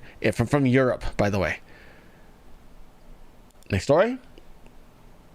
President Trump's team's headed to Switzerland for tomorrow. They're already on their way. Jared Kushner and Witkoff are going to be negotiating with Iran in Switzerland. It was supposed to be Friday with JD Vance, but because of they couldn't finalize some logistics, and obviously it takes 3 days for Secret Service to set up out there. So the Friday one was postponed. It had nothing to do with the Lebanon attacks on Israel. It had to do with the timing. They need 3 days to set up. And so Jared Kushner and Steve Witkoff are going there tomorrow. Iran actually did reiterate that on their television. It's just here. Iran state TV says the country's team is negotiating with the U.S. over the war they're going to be negotiating in Switzerland. So they've confirmed that. However, where is it? Oh, and then also, this is a video of a Pakistani interior minister arriving in Switzerland. I don't know who he's greeting here. I think that's someone from Iran. I'm not sure. I don't know. I can't tell. These guys all look the same to me. Anyways, yeah, there's an Iranian flag right there. Okay, cool. So they're already ready to go. They don't need as much security because we're not the ones that do assassinations. They do, you know. We just bomb the hell out of terrorists. That's what we do, right? It's not an assassination. It's an assassination if it's someone like everyone loves, you know. It was funny, you know what? Like in 1990, was it 96? They're talking about, Tupac Shakur getting assassinated. Chris Rock was like, he didn't get assassinated. MLK Jr. got assassinated. Tupac got shot. That was great. Anyways, Ali Khamenei was not assassinated. He was blown up. Okay, he was blown the fuck up. So they're arrived and they're already starting up their talks out there. So pretty good outlook for this weekend. However, so, and by the way, this reiterates, this is a prime example of what I keep saying about how you cannot make deals with terrorists. They don't keep their word. Signatures are only as good as the people who sign it. They're also bad. Signatures from communists are also bad. Okay, and so I said, this deal with Iran means nothing. As soon as Trump's out of office, they're just going to break the deal and go right back to their old ways. I believe they're lashing one of their pop singers for showing their shoulder in the music video, right? 74 lashes. So they're not going to change their ways at all. Thank you, Kurds, for stealing the weapons. Could a regime change them? Anyways, so they made the deal, and Hezbollah in Lebanon took it as an opportunity of, they just announced that they're not going to be attacking us. That means we can attack them and they won't attack us back because they want to prop up their economy, right? So what do? They launched missiles not into Israel but into an area where the Israeli military was occupying because they were looking for terrorists, right? And they killed 4 Israeli soldiers. Okay, and immediately when that happened, everyone was screaming, ceasefire is broken, right? Trump made a bunch of calls. The Iranian camp made a bunch of calls to both Hezbollah and Israel and Netanyahu and says, hey, calm down. We want to do a peace deal. Just stop it. Okay. And then, so Iran, even they contacted Hezbollah, which tells you what? That's their proxy country, right? So they can accuse America of proxying all over the world, but it looks like they're doing the same thing, right? They also have proxy Cuba. They also had proxy Venezuela. They got proxy Colombia. They got proxy Nicaragua, right? So they're doing as much as we are, but they like to demonize us for it, which is why we need to continue doing it. We should proxy country war South Korea, Taiwan, Japan, and Philippines. Oh, you know where that's going. It's going west. Anyways, so he made the calls to get them to all calm down, right? But Israel's like, wait, they got 4 of our guys. Fuck that. So then they launched an attack anyways, right? Just to even it out. And so as a result of that, Iran announced that they have closed the Strait of Hormuz. Yeah, they just announced that hours ago. So Iran's top military command says the closure is due to alleged U.S.-Israel violations of the ceasefire. I believe you guys did it first, so I don't know what you're talking about. Iran calls this the first step and warns of further measures if the aggression continues. You guys are finished. What are you talking about? Just stop it already, okay? Your boys attacked first. Stop acting like this is our fault, okay? Holy shit. Anyways, and by the way, CENTCOM just made an announcement that says no, it ain't closed. So the U.S. military announces they're going to remain vigilant after Iran announced the closure of the Strait of Hormuz. We are still there. We've never left. Italy and France. You guys said you wanted to get involved in the Strait of Hormuz, right? Right now would be a great time.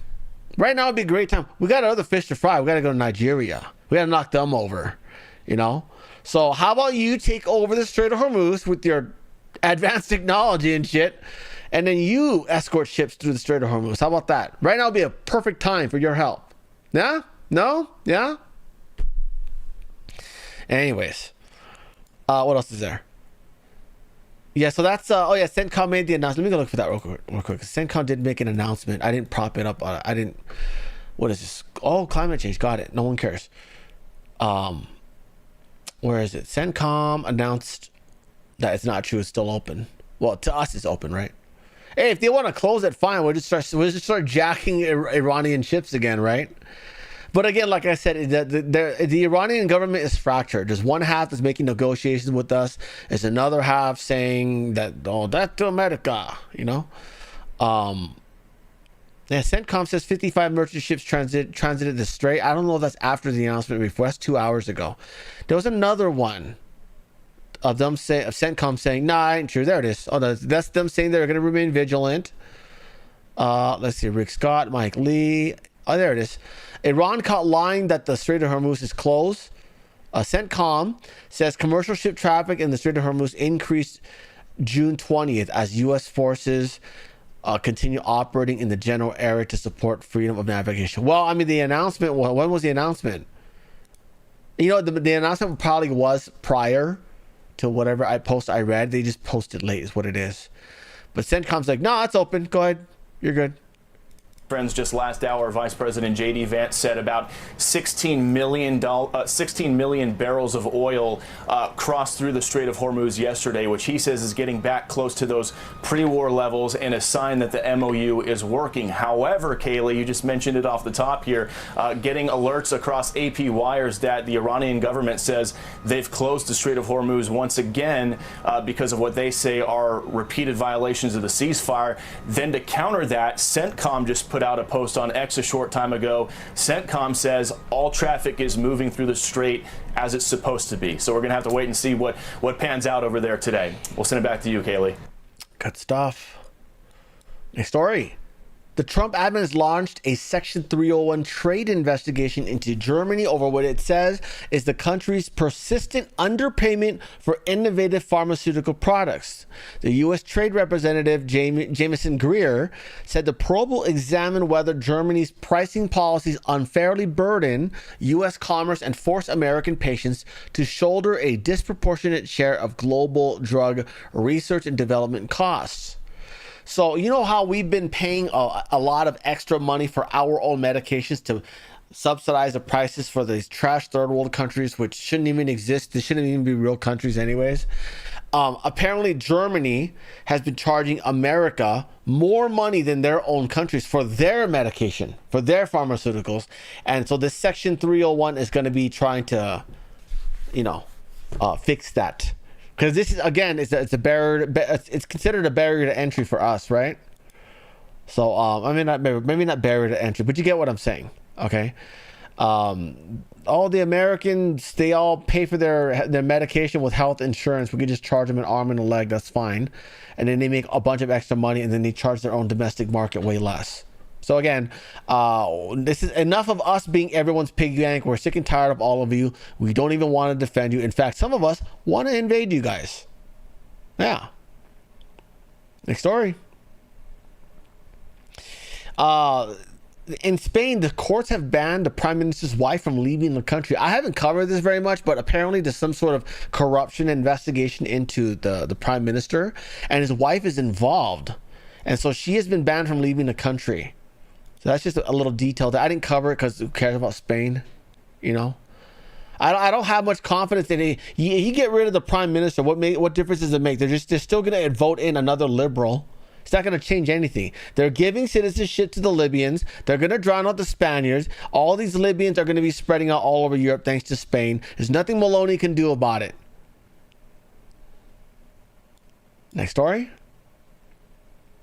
The Polish president, Nawrocki, officially stripped Zelensky of the top honor that was given to him.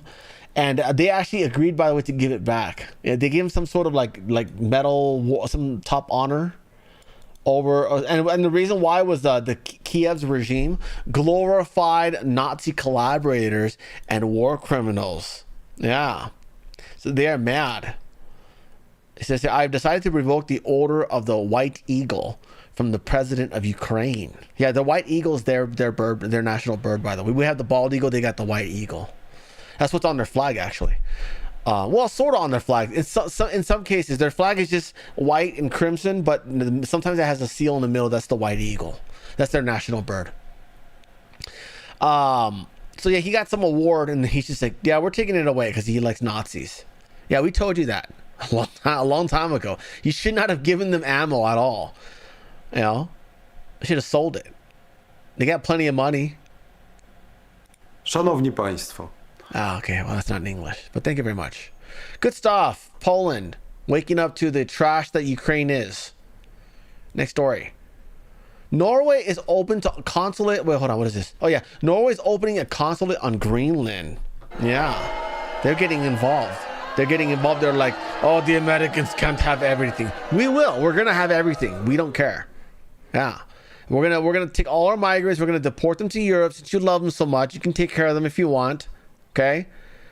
We're not doing this. You're not just gonna claim new Greenland and do absolutely nothing for their people. They hate you guys. They hate not the Dutch. They hate the Danish people. Yeah, they got some bad history with them. You guys know the Danish leaders, the Danish royalty, the Danish government have separated many families in Greenland. They take the kids away, they have them brainwashed in Denmark, and then they drop them right back off, and then they sterilize the women in Greenland, the natives in Greenland. Yeah, literal genocide. Yeah, and then they want to They want to about us not giving us enough money to the brown people. Oh, that's genocide if you don't give them enough money. Get the hell out of here, stupid Denmark. Anyways, yeah, they got some bad history. Some awful things. So they're opening a consulate. I'm like, get the fuck out of here, dude. Norway.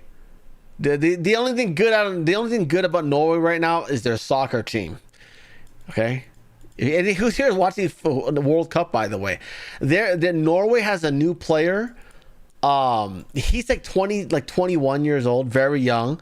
The guy's gigantic and fast. He's fucking terrifying, dude.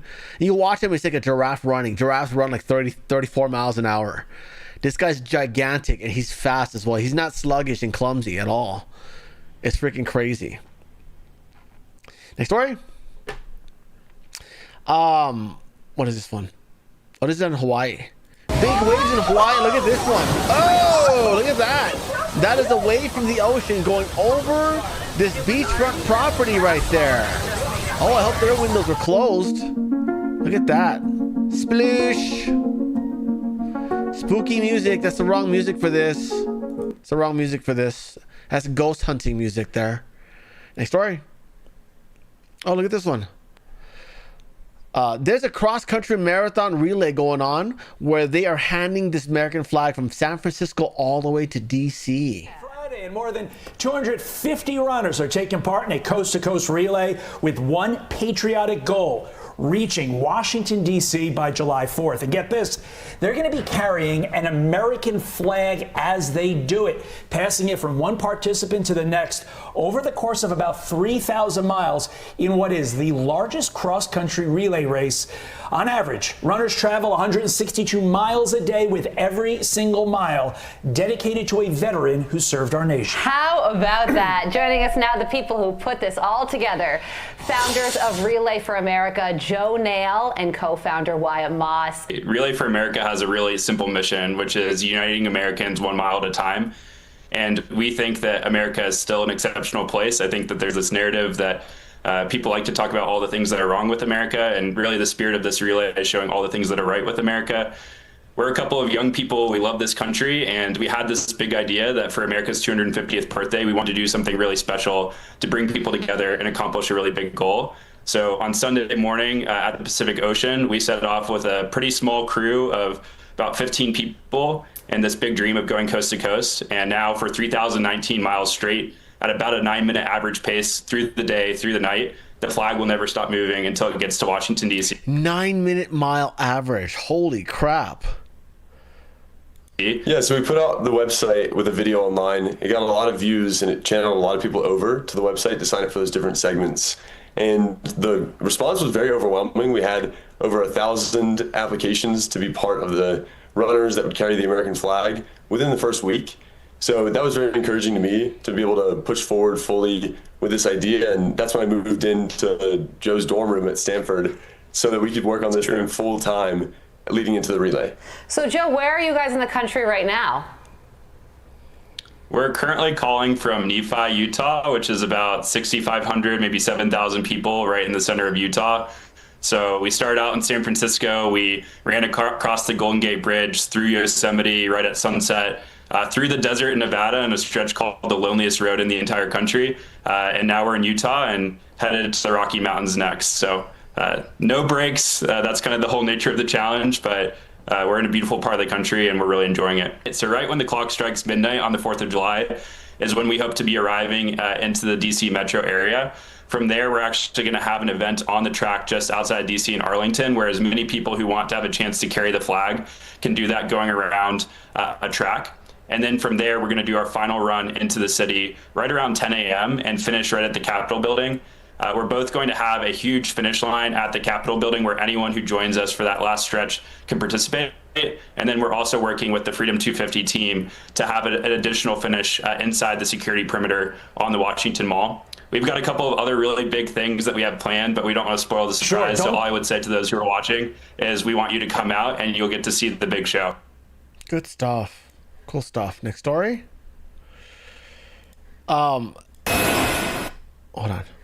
Dan Scavino posted this the night Trump returned from the G7, and people began to speculate, like, why are they posting this video here? We've seen Air Force One all the time, you know, and but Dan Scavino took it as an important thing to film this and upload it. And the reason why was because the very next day they debuted the brand new plane. Yeah, look at that, guys. Yeah. The President of the United States with Air Force service members and about to unveil this brand new Air Force One, beautiful plane. And the President is going to now speak to the public and we assume take questions as well as we wait for that to get underway. That's at Joint Base Andrews. By the way, I don't think this is the new one from Boeing. It is a Boeing, but I believe this is the one Qatar gave him. Yeah, it's taking them this long to strip down the jet, make sure there's no spy materials in there, no spy technology, things like that, no hidden bomb, nothing like that, just in case. And then obviously put in all the American stuff. And yeah, but this is, by the way, is going to be put up in his presidential library once he's done. Yeah. And later on his schedule, after he speaks, and we will take that live moments away, he'll be heading to Camp David. Yeah, so he did do a speech there. Oh, and he walked out to it he walked out from the jet, by the way. I gotta mute the music. So yeah, there's a little mini rally there. I believe this is in Joint Base Andrews. He actually walked out from the jet and did a speech, which, by the way, we're gonna watch that right now. So before we start that, guys, remember, if you go to my main channel, you'll find my other, if you go to the main page on my channel, you'll find my other channels, Frank's Short Clips, Frank's Informative Shorts, and Frank's Funny Shorts. Thank you to those who've been hyping the videos on this channel here, but you only get 3 of those a week. And if you hype a big channel, it only gets like 100 points, like this one. If you hype a small channel like that one, it gets like 2,000. So please hype videos on that channel. Give it a follow as well. Ring the bell for notification. Watch every video. Watch the whole video and share it out if you can. Cash App, buy me a coffee, subscribe to our Patreon or ways you can support the channel, or you can be like Kathy and William and buy a membership. It's only $3 a month, and Random Yank. It's only $3 a month, and it helps keep the channel alive. Or you can do that on Rumble, like Alaska, Jillian, and High Plains. And it's $5 a month, but you'll also get access to our Rumble Premium Hangouts. Also, one gifted a sub. Thank you very much, whoever gifted a sub over on the Rumble side, I think. Oh, thank you very much, Alaska. I'm sorry, I didn't see that. She says, blessed morning wheel time. Thank you very much for the donation there. And Jillian renewed her membership. Thank you very much, Jillian. Awesome. Okay, cool. So we're gonna watch the speech right now with Trump and the new jet.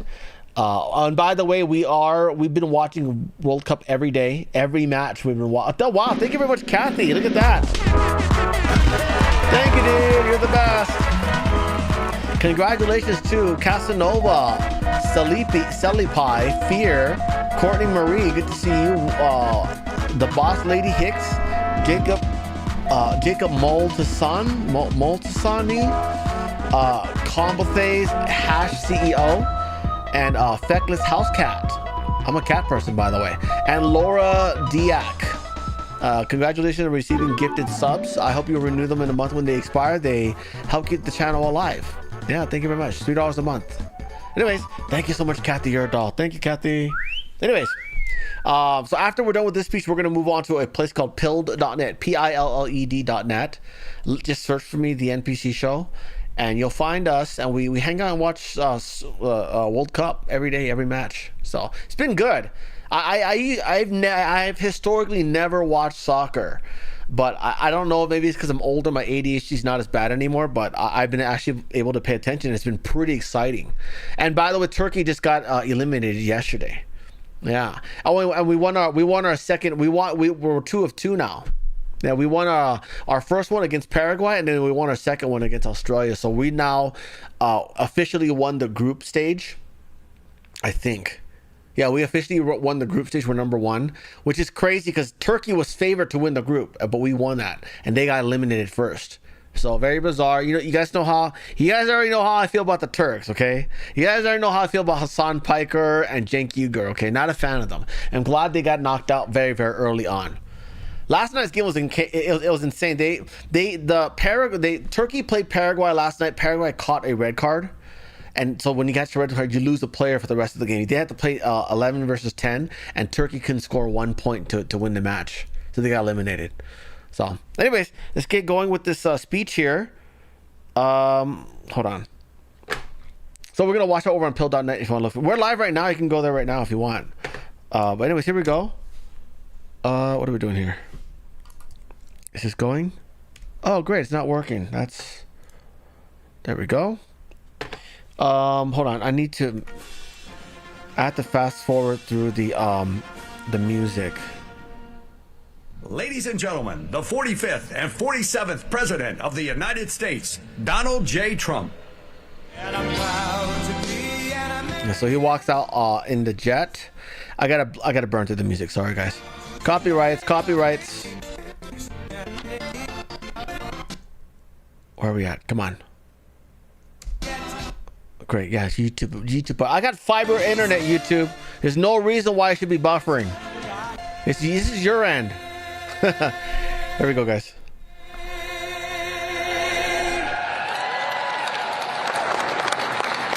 Well, thank you very much. And before we begin on the plane, this is a brand new hangar because, as you probably have learned, these planes are much bigger. The other plane was about 35 years old.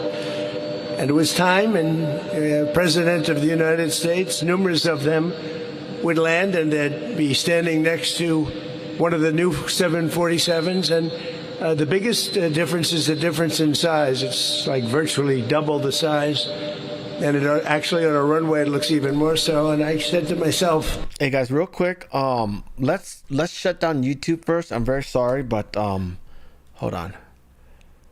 Yeah, let's go watch this over on. No, let's just do it here. I see. I'm worried about copyrights because this was not broadcast by the White House. It's broadcast by Fox. It's fine. Here we go. You know, these countries, they have a lot of respect for us, a lot, and yet they have a plane that's much better and much newer. It's a little ridiculous out there, and we have our signal, and we have our beautiful American flag, and we put the wave in it. As you know, we've always gone with this straight little noodle, and I never loved that. Now we have a wavy, beautiful flag. We're waving it proudly because our country is doing so well. Our country is doing so well. Those ships are flowing out of the Hormuz Strait like nobody's ever seen before, actually. There were a lot of them, about 700 of them, and they're pouring out. The oil is all over the place. You're going to see oil drop so low. I hope the companies are happy about it. But we have a lot of victories. We had a great victory in Venezuela, where we're now doing really well with the government. The big companies are all in there, the oil companies. They're building rigs, and we've paid for that war many, many times over. We're running it, and again, we have a fantastic relationship with the people of Venezuela. Venezuela has become a happy country because they have never made the money that they're making now. We take some, and they take some. But I just want to thank the general for the job. Raisin Cane. I liked his name right away. I had him. Raisin Cane. And he raises cane, and he's very quiet about it.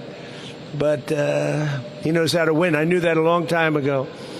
I said, if I ever get back here, I know the guy I'm going to put in charge of the Joint Chiefs of Staff, and I got my man. So thank you, General. Great job. We're proud of you.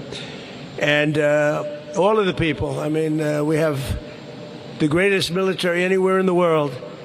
And you saw that in Iran, where in 1 week, virtually, we knocked out their entire Navy, their entire Air Force, their anti-missile weapons, their radar.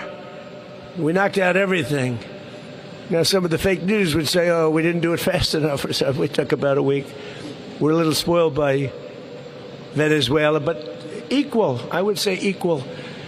And now we have an agreement that was signed last night, and it's 60 days. They have to make a deal. Otherwise, we will do things that won't make them happy, but I don't think it's going to get to that. I think it's going to be very good. Remember, if we do that, then all of a sudden you're not going to have the oil flowing out of the strait too quickly, because people that own billion-dollar ships don't love missiles flying over them, don't love mines all over the water. And this is going to be amazing what's happening now, because we have the greatest economy that we've ever had. We have $19.2 trillion coming into our country from other countries and people, but a lot of other countries, they're coming in, including Qatar, who was so nice in providing. You know, we were at a little bit of a logjam. We're waiting for I call them the normal 747s, and I asked the Emir if we could use the brand new 747 that he got when we first heard about it, 800 hours. 800 hours for an airplane is essentially, I think, Troy, you could say that's a brand new plane. And I said, we'd like to use it for a little while because the planes are pretty old. Our planes are old. See, a normal president wouldn't do this. A normal president wants to stay away from aircraft. We don't want to order any aircraft so that everybody thinks, but our country has to be represented properly. That includes we have the greatest military in the world. We have the greatest aircraft anywhere in the world, military fighters and bombers, and the B-2 bomber. You saw what that did. And we should have a plane. And we're going to have, as you know, we ordered 2 for a long time ago. They ordered, and they're coming in. And the hangar was built for the large plane. The other plane is such a difference in size. But there will never be one like this. This is very unique. This is considered the world's most luxurious plane. When it was built at a level that will probably never be seen again. And if the press would like, I don't know if it's going to help me with stories. I don't think they'll be any different. But what we're going to do is we're going to take you for just a quick tour. The press is actually going to, oh, look at them. They're actually smiling. Are you smiling? The first time I've seen them smile in years. They don't smile at Republicans. They should smile at Republicans because we're the ones that make America great. Anyway, but that's good. You happy about that? We'll do it. All right. So when I leave, they're going to take you for a little tour. You'll see something you won't even believe. And you'll be spending a lot of time. We're doing a lot of trips. We'll be going to Turkey. We'll be going at some point during the year back to China. President Xi's coming here in September, but we're going back for a big conference that's in China. I said I'd do that. And I want to thank China because, to be honest, I asked President Xi not to get involved with Iran. And they get 50% of their oil from the Strait. But I asked him not to get involved. And he said he wouldn't, and he didn't. I mean, very nice, actually. Very nice. So I appreciate that. But we'll be doing a lot of traveling together.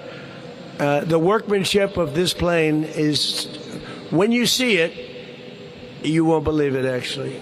The quality of woods, the quality of the materials, the quality of the engines. These engines are the finest, they're the best in the world. Nothing like it. So it's really an honor, and I want to thank the Emir of Qatar.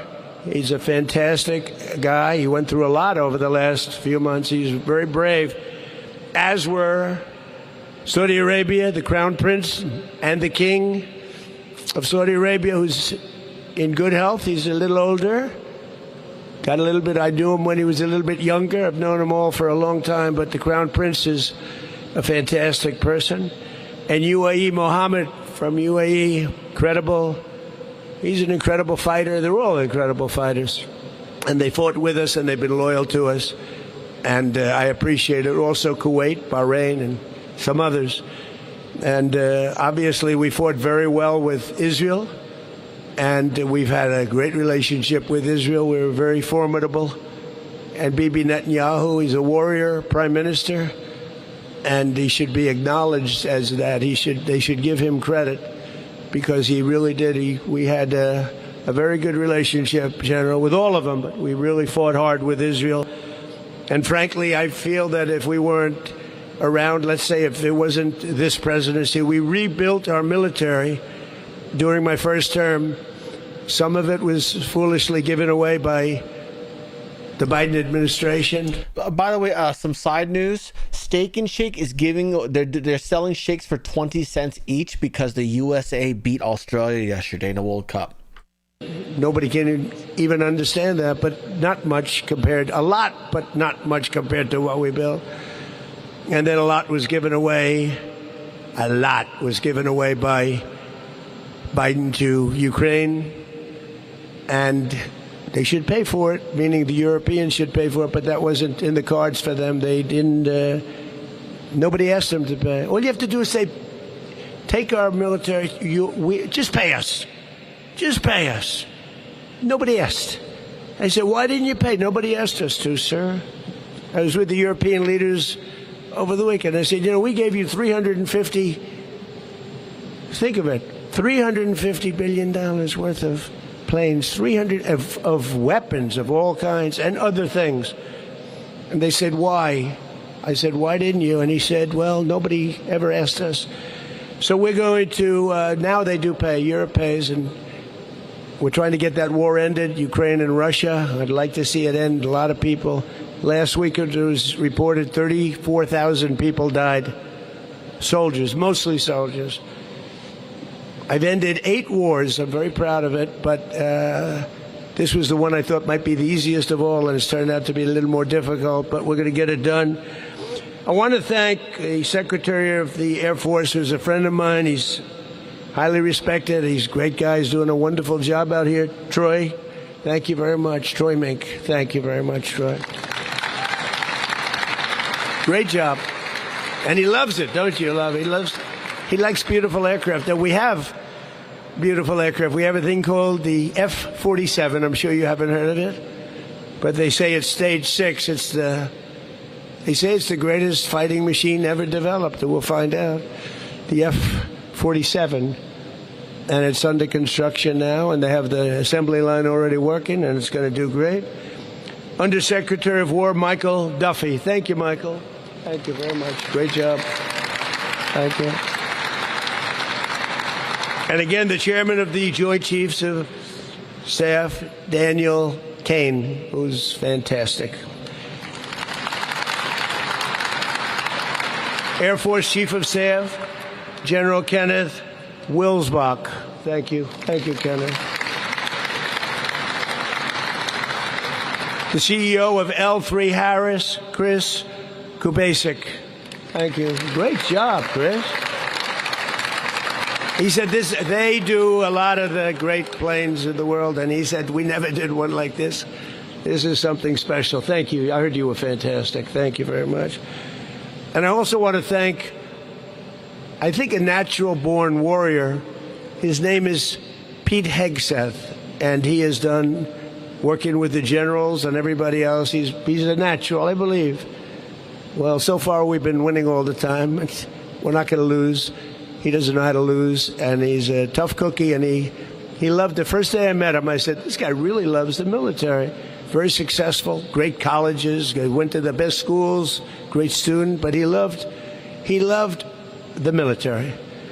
And I said, I'm going to give him a chance, and he more than lived up to the reputation, so he's great. He's doing a fantastic job. Pete Hegseth.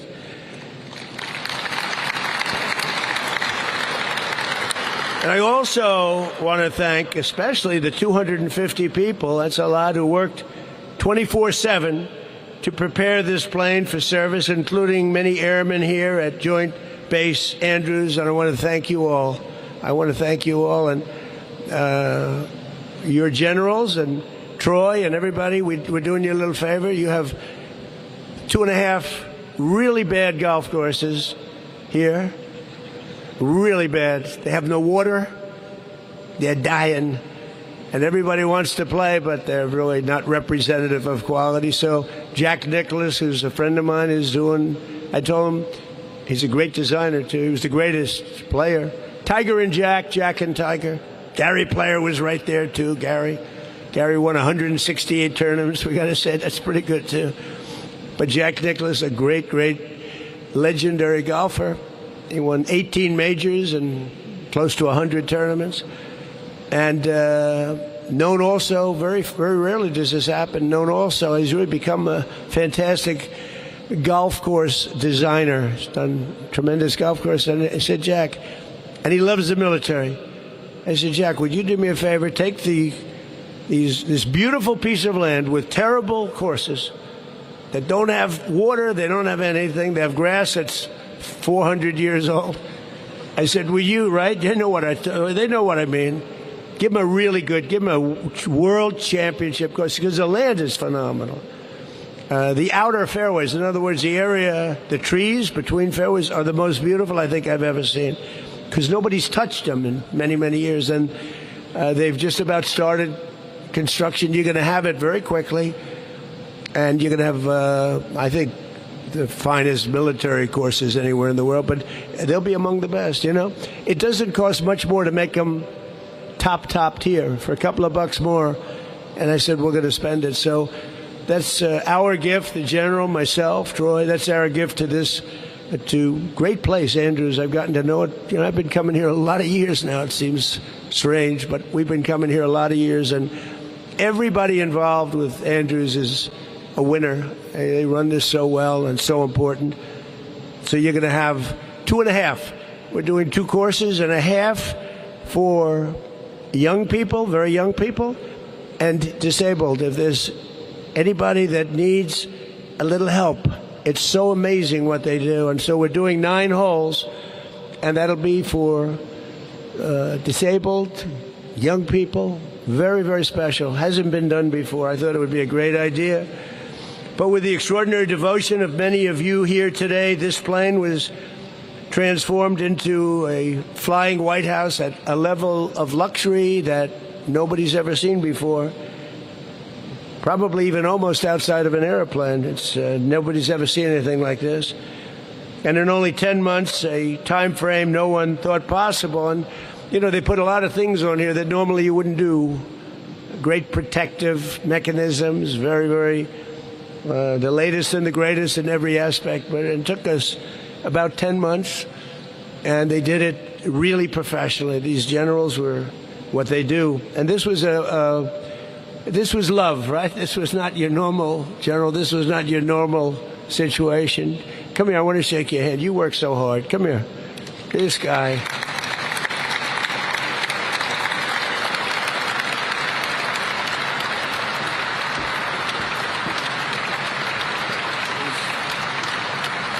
He worked so hard with such love, and it's basically is a love for the country and a love for the Air Force, but his whole group was just unbelievable, and you thank them all. Okay? Thank you, General. Appreciate it. Great job.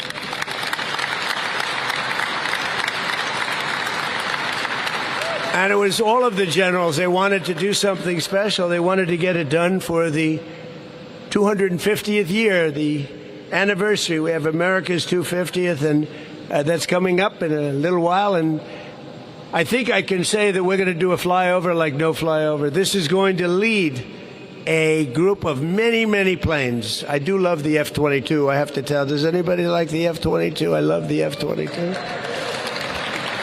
I say, why aren't you putting F-22s? They're putting F-22s. They're going to have the 35s. They're going to have the 60s. They're going to have everything. But this will be a flyover on July 4th. I think I can say the likes of which we've never seen before, General, right? Spending a couple of bucks extra for a little fuel. We own the plane, so all we need is a little extra fuel, right? And we have every pilot wants to do it. Those pilots are all fighting to do it. So we're going to have a lot of planes flying over the Capitol and over the White House. And maybe I could ask you to do a return trip, too, because, you know, they fly over and they go fast. When they're going slow, they're going fast, right? And as I understand it, this is going to lead the brigade. And the general's doing that. I mean, see, because sometimes you see them and you see, like, for instance, the other night, did anybody see the fight the other night by any chance? Because I figured because it was one of the highest rated shows they've ever had, ever. I think everybody was watching that. That was rather gruesome. Would anybody like to be a fighter? I don't think so. That was one of the greatest events. But they flew over, the Blue Angels and the Thunderbirds. I don't know, have they ever worked together before? You know, I think they probably hate each other, right? You know, but they're two groups that they got together and they put on a performance, and I think we're going to get some of that too. And it's really, these are fantastic people. So we had it all painted up, and these are the new colors, red, white, and blue. And we like the baby blue, but it was time for a change. And this is the sleekest line. Everything was designed good. It was my taste, I will say. He said, what color do you like? I said, I like the color of the American flag, right? That makes sense. So we have that, and all of the planes in the fleet are being changed into this look, which is a much better look and a more appropriate look. But this plane is the first successful example of a real transformation of something that was built at the highest level and now had to be changed a little bit. We have communication equipment up there that's nobody's ever seen before. It's the highest level, and including Starlink. My friend Elon is going to be very happy. But Starlink, and we have 4 or 5 different sets of double and triple communications like people haven't seen, and it represents what can happen with hard work, innovation, and aggressive timelines, because we did this quickly, and yet there's never been communication like is on this plane. Our pilots are incredible. You know, when you fly the president, not me, just the president, but they say there's a rumor that when you fly the president, you have to be the best pilot. So my pilot's very good. Raise your hand, pilots.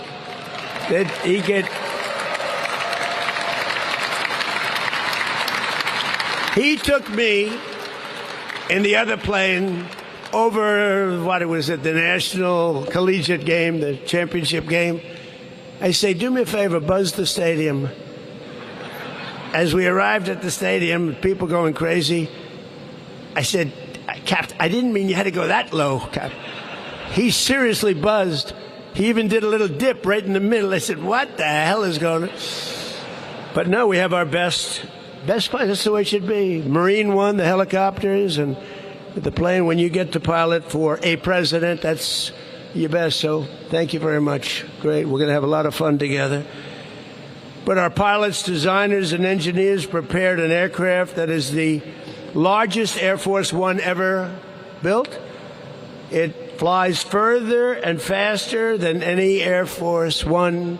Those are the giant engines. Those are incredible engines. It's the fastest, flies further. You don't have to stop for fuel every few hours. You maybe will never have to stop for fuel. They call it unlimited. Well, it's pretty close to unlimited, and which is among the most beautiful aircrafts the Air Force will ever see or operate. You'll never have this opportunity again, and I want to thank everybody involved, including Tamim. But every man and woman here today should be incredibly proud of what we've all achieved, because this is representative of our country. Now, when we land at airports in London and in Germany and different places, nobody tops this one. And that's the way we have to have it for our country. Nobody even comes close. So my return from the G7 summit was the last planned trip aboard the VC-25A. That's the 747. We'll probably do the museum thing. We'll get them fixed up a little bit, not like this one. And we'll do museums, but they're great planes. They have great history. It's a plane that was authorized by President Ronald Reagan so many years ago. I think they had a 707 before that, and it's in his museum. And that was flown by every president since George H.W. Bush. And it was a great plane. We had very little trouble with it. And Boeing has done a fantastic job. Boeing does a great job. They charge us too much, but other than that, He said, you got to get the prices down. But over its lifetime, that aircraft traveled to 96 countries on 223 international trips and flew over 6 million miles. It became the most famous, and as you know, it's actually two planes, because Air Force One is actually two planes. They're totally identical. The other ones I can't. The only way I can tell is on the desk. The wood grain is slightly different. They're literally interchangeable. You can hardly tell. It became the most famous airplane in the entire world, and I want to thank Presidential Airlift Group. The Presidential Airlift Group is unbelievable, the job they've done, and the 89th Airlift Wing, who have lovingly cared for that plane, and we just very rarely had any problems, which if you know something about airplanes, you do have some difficulty. We really had very little difficulty, but age was finally catching up to it, no matter what we did. But along with the two men who have piloted it during my presidency, so I'd get to introduce, because they're very important. When you're up there at 42,000 feet going at 600-700 miles an hour, you want to be very, very nice and appreciative to your pilot. So, as far as I'm concerned, it's a bad time. You ever hear where pilots go and they ask for a raise in the middle of flight? They always ask for a raise. They're working for some rich guy and they ask for the raise in the middle of the flight, and he always says, okay.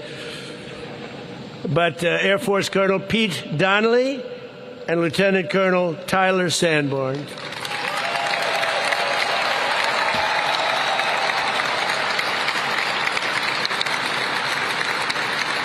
That's pretty good. I guess they know you. That's the best hand. You got a bigger hand than I did. That's the end of your job. I don't like that. I'm not happy about that. No, these are great pilots. These are great, very talented people. The Air Force One team and the entire Presidential Airlift Group is amazing, brilliant people, and they love our country. We are tremendously grateful for everything that you do each and every day, and all of the people that work here. Look at the condition of this and how beautiful everything is. It's always tippy-top. It's tippy-top, and we appreciate it. So we're going to have a big July 4th at the Capitol, flying over the Capitol. The generals promised to do a lot of this stuff, not just human. We never see them. Where are they? Tell them to come back. They were so good at the fight. It did that one, and I've never seen that many. And they were right. It looked like they were a foot away from each other, going fast. I kept saying, when are they coming back? That was it. So we'll have them do a little bit of maneuvers back and forth. But again, you are very, very special people, and we're very, very lucky to have you. You're incredibly talented and brilliant in every way, and it's an honor to be with you. And again, this really deserved a send-off, because there's never been a plane like this ever built, and there will never be a plane like this built again. This has things that no other plane can ever have, including the ones that are being built, the more standard, as they call it, 747s. There will never be anything like what you're seeing behind me. So again, the press, you get ready. They're going to take you for a little tour, quickie. I think they don't want you to have cameras, so we'll get you pictures, but you'll see something like you've never seen before. You also spend a lot of time there as we fly to different places to put out fires and other things. Thank you very much. I'm a great fan of everybody in this incredible brand new hangar, and God bless America. Thank you very much, everybody. All right. There's another one I wanted to watch. We also missed this as well. President Trump did a Medal of Honor ceremony that we missed. So we'll do that. And then we're going to cut off YouTube, because we do have a postal watch party to do. We've got one by Roman, 216,000 people leaving California. We've got Joshua Phillip has one about the China secret police stations. And then we've got another one by Roman about vaping.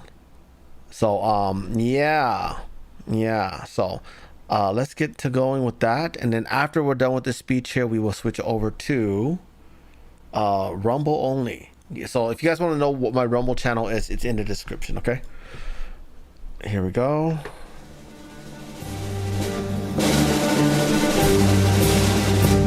Ladies and gentlemen, the President of the United States, Donald J. Trump.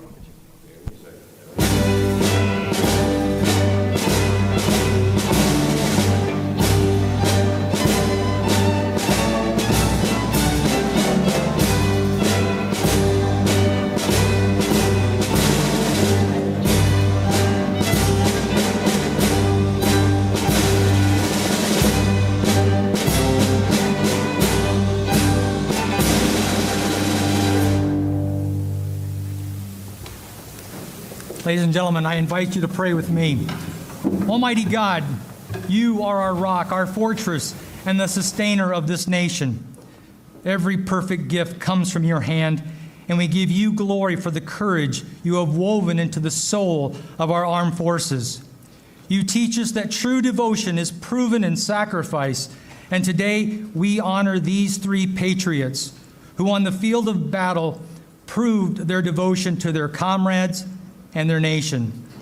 Father, we thank you for Major Dockery, who braved a ferocious ambush and at times shielded his men. For Major Capers, who despite grievous wounds refused to yield. And for the enduring legacy of Colonel Ripley, who through a hail of gunfire halted a massive advance by the enemy. In their heroic actions, we see the living truth of your word. Greater love has no one than this, that they lay down their life for their friends. Their profound sacrifice in moments of extreme peril blesses us still today. Now, Lord, we ask you to move in our hearts. Pour your abundant strength into our service members and their families. Guide our commander-in-chief and military leaders, and bless the United States of America. Unify us in spirit and keep us forever grounded in your grace. In your name I pray. Amen. Thank you, sir. Thank you, sir. Well, thank you very much, everybody, and we'll be seated. We have some very important business to take care of. I just do want to say, though, the stock market just hit a new all-time high. The 401ks just hit a new all-time high, and oil is dropping like a rock. Other than that, it's another day in paradise. Well, thank you very much, Chaplain. I have no higher privilege than serving as the Commander-in-Chief of the U.S. Armed Forces. I'm so proud of them. A 250-year tradition of the bravest and greatest heroes ever to walk the earth.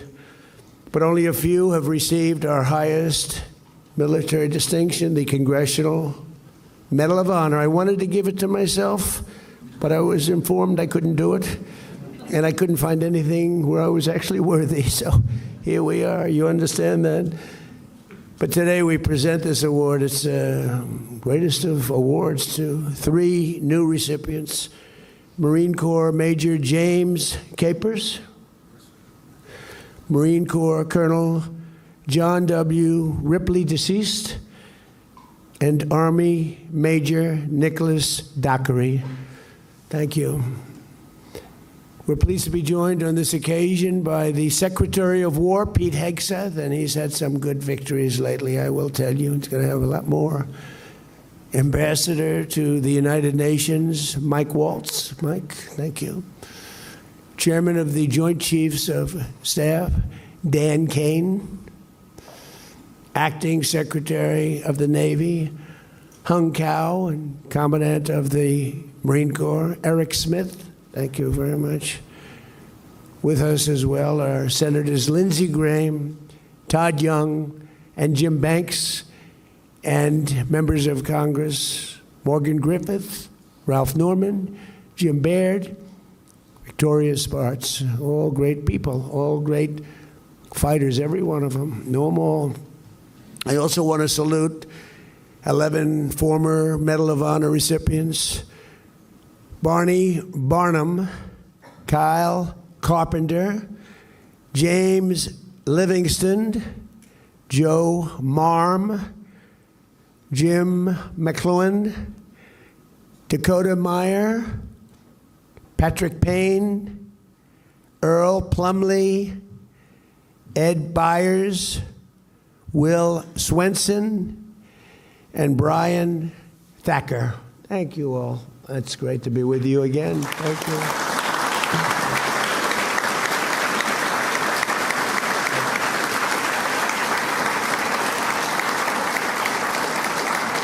They're great people. The first hero we pay tribute to today is one of the finest warriors to ever wear the uniform of the United States Marines, Major James Capers Jr., sitting right here. Thank you, James. In Vietnam, the Corps promoted him from Staff Sergeant directly to Second Lieutenant, unusual, making Jim the first black Marine in history to receive a battlefield commission in the middle of a war. In 1967, deep in the jungles of Vietnam, Jim and his 9-man force recon team, known as Team Broad-Minded, attempted to locate a suspected enemy base camp near the village of Phu Lac. Over the course of 4 days under Jim's leadership, Team Broad-Minded repulsed brutal attacks, as brutal as they've ever seen, cleared trails of bloody traps, and killed more than 200 of the enemy. The enemy was going down quickly. They never really knew what the exact number was. On the 4th day of battle, a numerically superior force of Viet Cong soldiers launched a truly devastating ambush. Explosions shredded the air, sending Jim into a tree, ripping open his abdomen and breaking his leg, badly broken leg. Shrapnel peppered his body in 17 places. I hope this isn't giving you some bad memories, Jim, but I'll tell you, everybody admires you, what you went through, believe me. Every one of his fellow Marines went down wounded, but Jim rose, pushing forward on a leg that shouldn't have been able to carry any of his weight. After a shot of morphine, Jim asserted command of the firefight. He took over like nobody's ever seen before. Barely clinging to consciousness, he called in close air support for an entire hour. Very dangerous. It was sometimes a little bit too close. And it was the only force strong enough to repel the onslaught of a lot of very tough soldiers on the other side. Once an extraction helicopter reached his team, Jim loaded his wounded men first before finally loading himself. When the helicopter groaned under the weight of his entire team, too many people, he attempted to deplane, but his team physically held him back, refusing to leave their leader behind. For his incredible valor, Jim was recommended for the Medal of Honor in 1967, and everybody knew he should get it. But life is life. His commanding officer, who was his biggest fan, was tragically killed before the paperwork was signed. That's a bad break, but now you're doing it. Maybe this is better.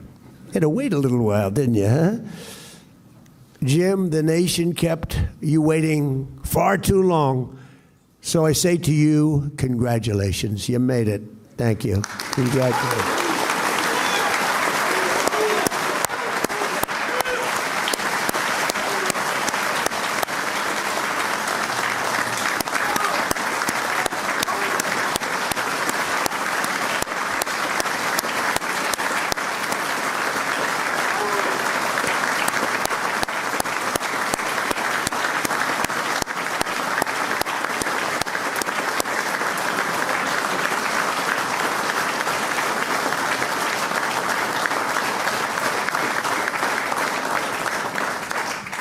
Thank you, Jim. And thanks as well to your niece, Renee, and her son, Eric, who I just met. What great people. And brother-in-arms, Joe Rodriguez, a big fan of yours. Thank you very much. Congratulations. Next, we honor another legend of the United States Marines who is sadly no longer with us, Colonel John W. Ripley. In the spring of 1972, the North Vietnamese prepared their Easter offensive, the largest ground invasion since the Korean War. It was a big invasion, over 30,000 North Vietnamese soldiers and 200 tanks and lots of other equipment, high level, plan to penetrate deep into South Vietnam and collapse the embattled republic. The only thing standing in their way was a bridge across the Chu Viet River and the extraordinary courage of then Captain John Ripley. Everybody knew he had that. As North Vietnamese forces surged to the North River bank, it became clear that the assault could only be stopped by destroying the bridge. Vietnamese Army engineers had stockpiled over 500 pounds of explosives that needed to be personally placed under the bridge. As the only soldier with sufficient demolition experience, John reached for the first load of explosives. Everyone said, "Don't do it, John, don't do it." He grabbed the steel girders above his head, and hand over hand he climbed, dangling beneath the bridge and over the rushing water, with a lot of very angry people watching him. Completely exposed to withering enemy gunfire, John completed not one, not two, but 5 such trips. He was a strong guy, a very strong guy.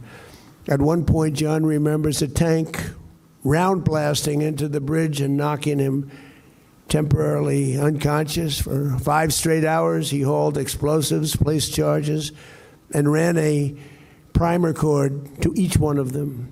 He later recalled reciting a simple prayer, "Jesus, Mary, get me there, just get me there."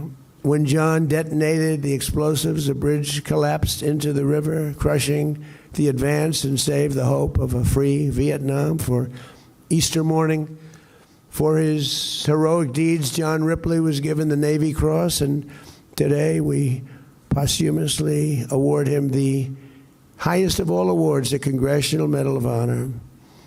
And we're grateful to be joined by his sons, Tom, John, and Steve, grandson Stephen, Lewis, and Francis, and his beautiful daughter-in-law, Alexandra. And so I want to thank you all for being here, and congratulations. You have extremely good genetics. So congratulations. Please.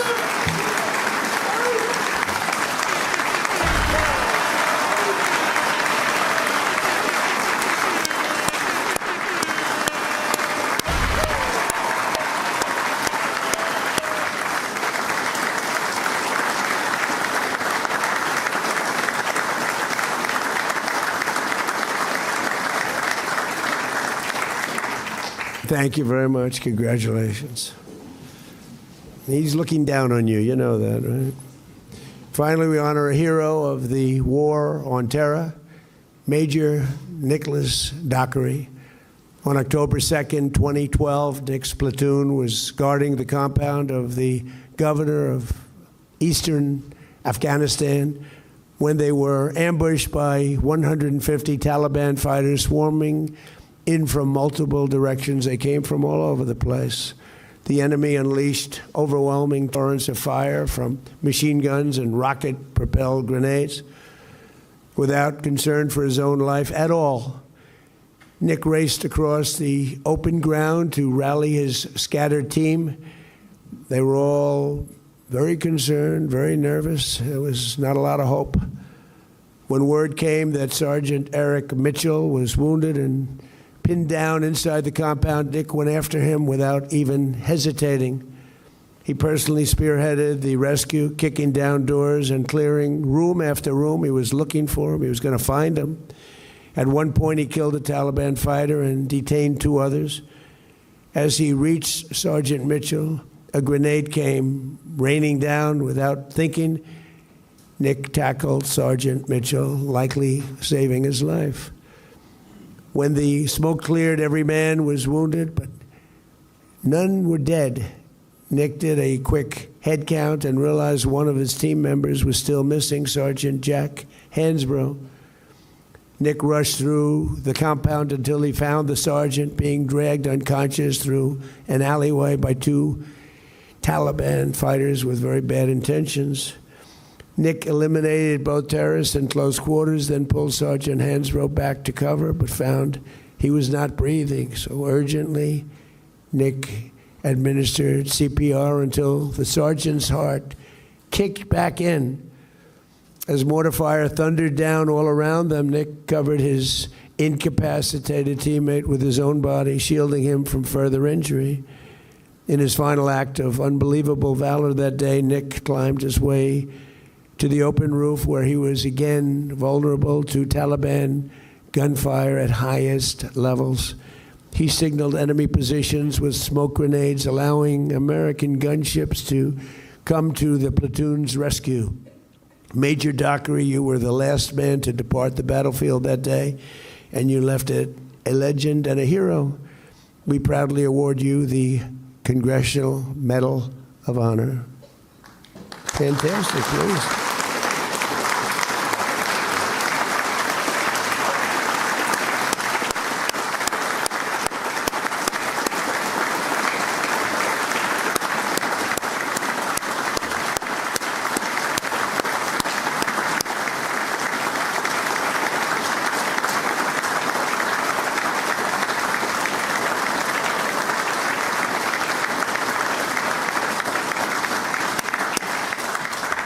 Thank you very much. Joining Major Dockery today are his younger brother, Blake, his partner, Jennifer, grandmother, Mary. Oh, Mary is something. I like Mary. Where is Mary? Where are you, Mary? Where are you, Mary? I love Mary. She said, I'm a big fan of yours. You know, I like people that are fans of mine. Thank you, Dennis. It's great to be with you, too. A friend and colleague, Chris, and 5 members of his unit on the day of the attack, John, Morgan, Will, Joey, and Roshan. Would you guys stand up, please? Would you do that? Wow.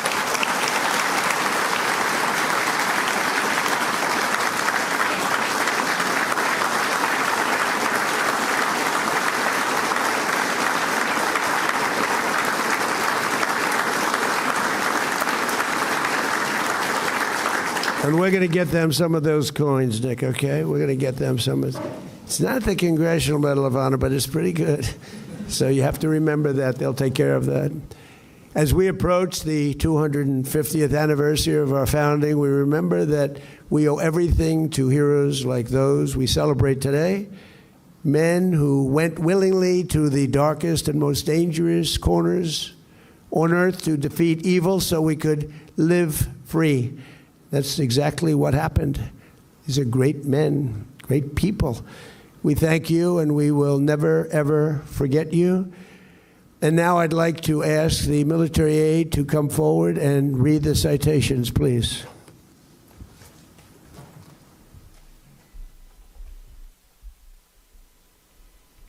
Major James Capers, Jr.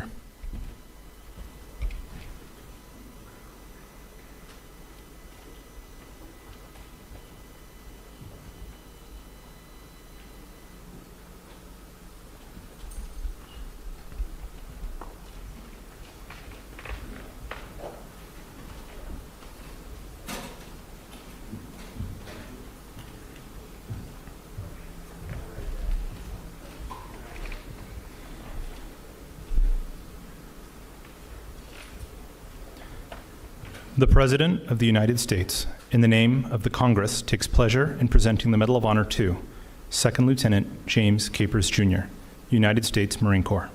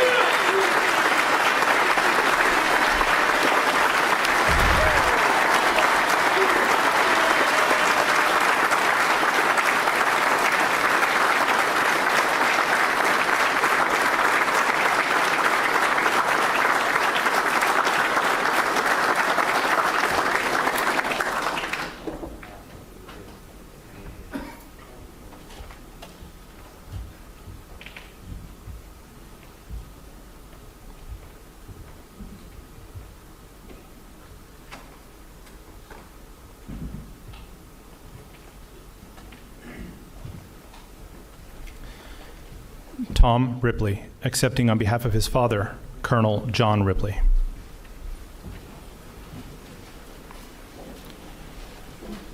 The President of the United States, in the name of the Congress, takes pride in presenting the Medal of Honor posthumously to Captain John W. Ripley, United States Marine Corps.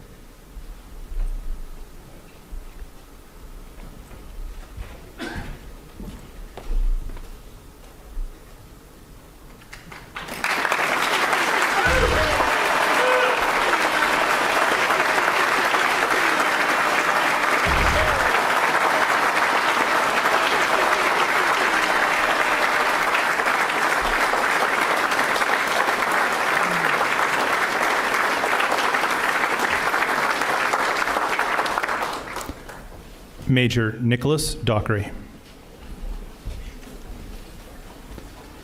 The President of the United States of America, authorized by Act of Congress, March 3, 1863, has awarded in the name of Congress the Medal of Honor to Second Lieutenant Nicholas Dockery, United States Army.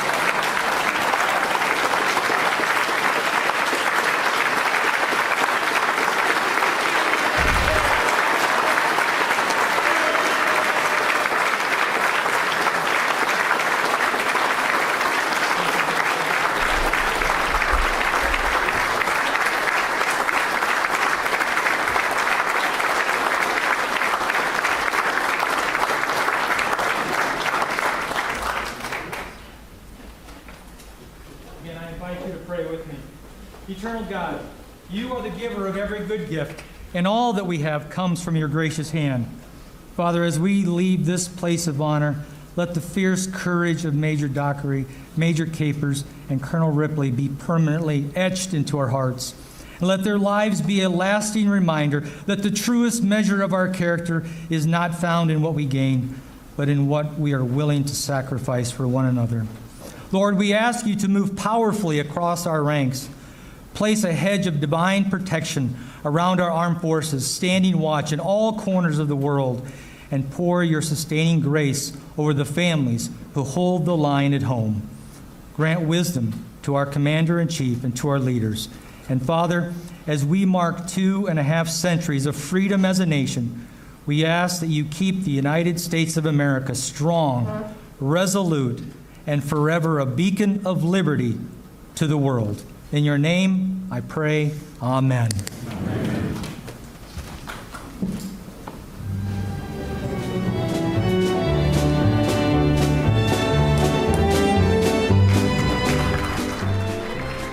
All right. Okay, so we have a few other things to watch. It's going to be on Rumble only because of copyright, so I will see you guys. Goodbye, YouTube. I just dropped a link into the chat right there. Should pop up. There it is. We do this normally. We have several things to watch that I would normally watch in my own time, but I'm like, hey, you know, I think my audience might like this, so we watch it together over on Rumble because there's no copyrights over there. So we'll see you guys over there, and then after we're done with all that, then we'll go to Foxhole for World Cup. If I don't see you there, YouTube, have a great weekend. I'll see you tomorrow. I do a show every day, so noon Eastern every day, noon Eastern. See you guys. Hello, Kathy. Good to see you. It's actually, there's already one going on right now. And Netherlands playing right now, but we're behind on like stuff to watch, so I want to get that. I want to get that through. It's not a close match anyway, so it's like, yeah. But we'll see you. I'll send you a text here. Okay. Goodbye, YouTube. Have a good one.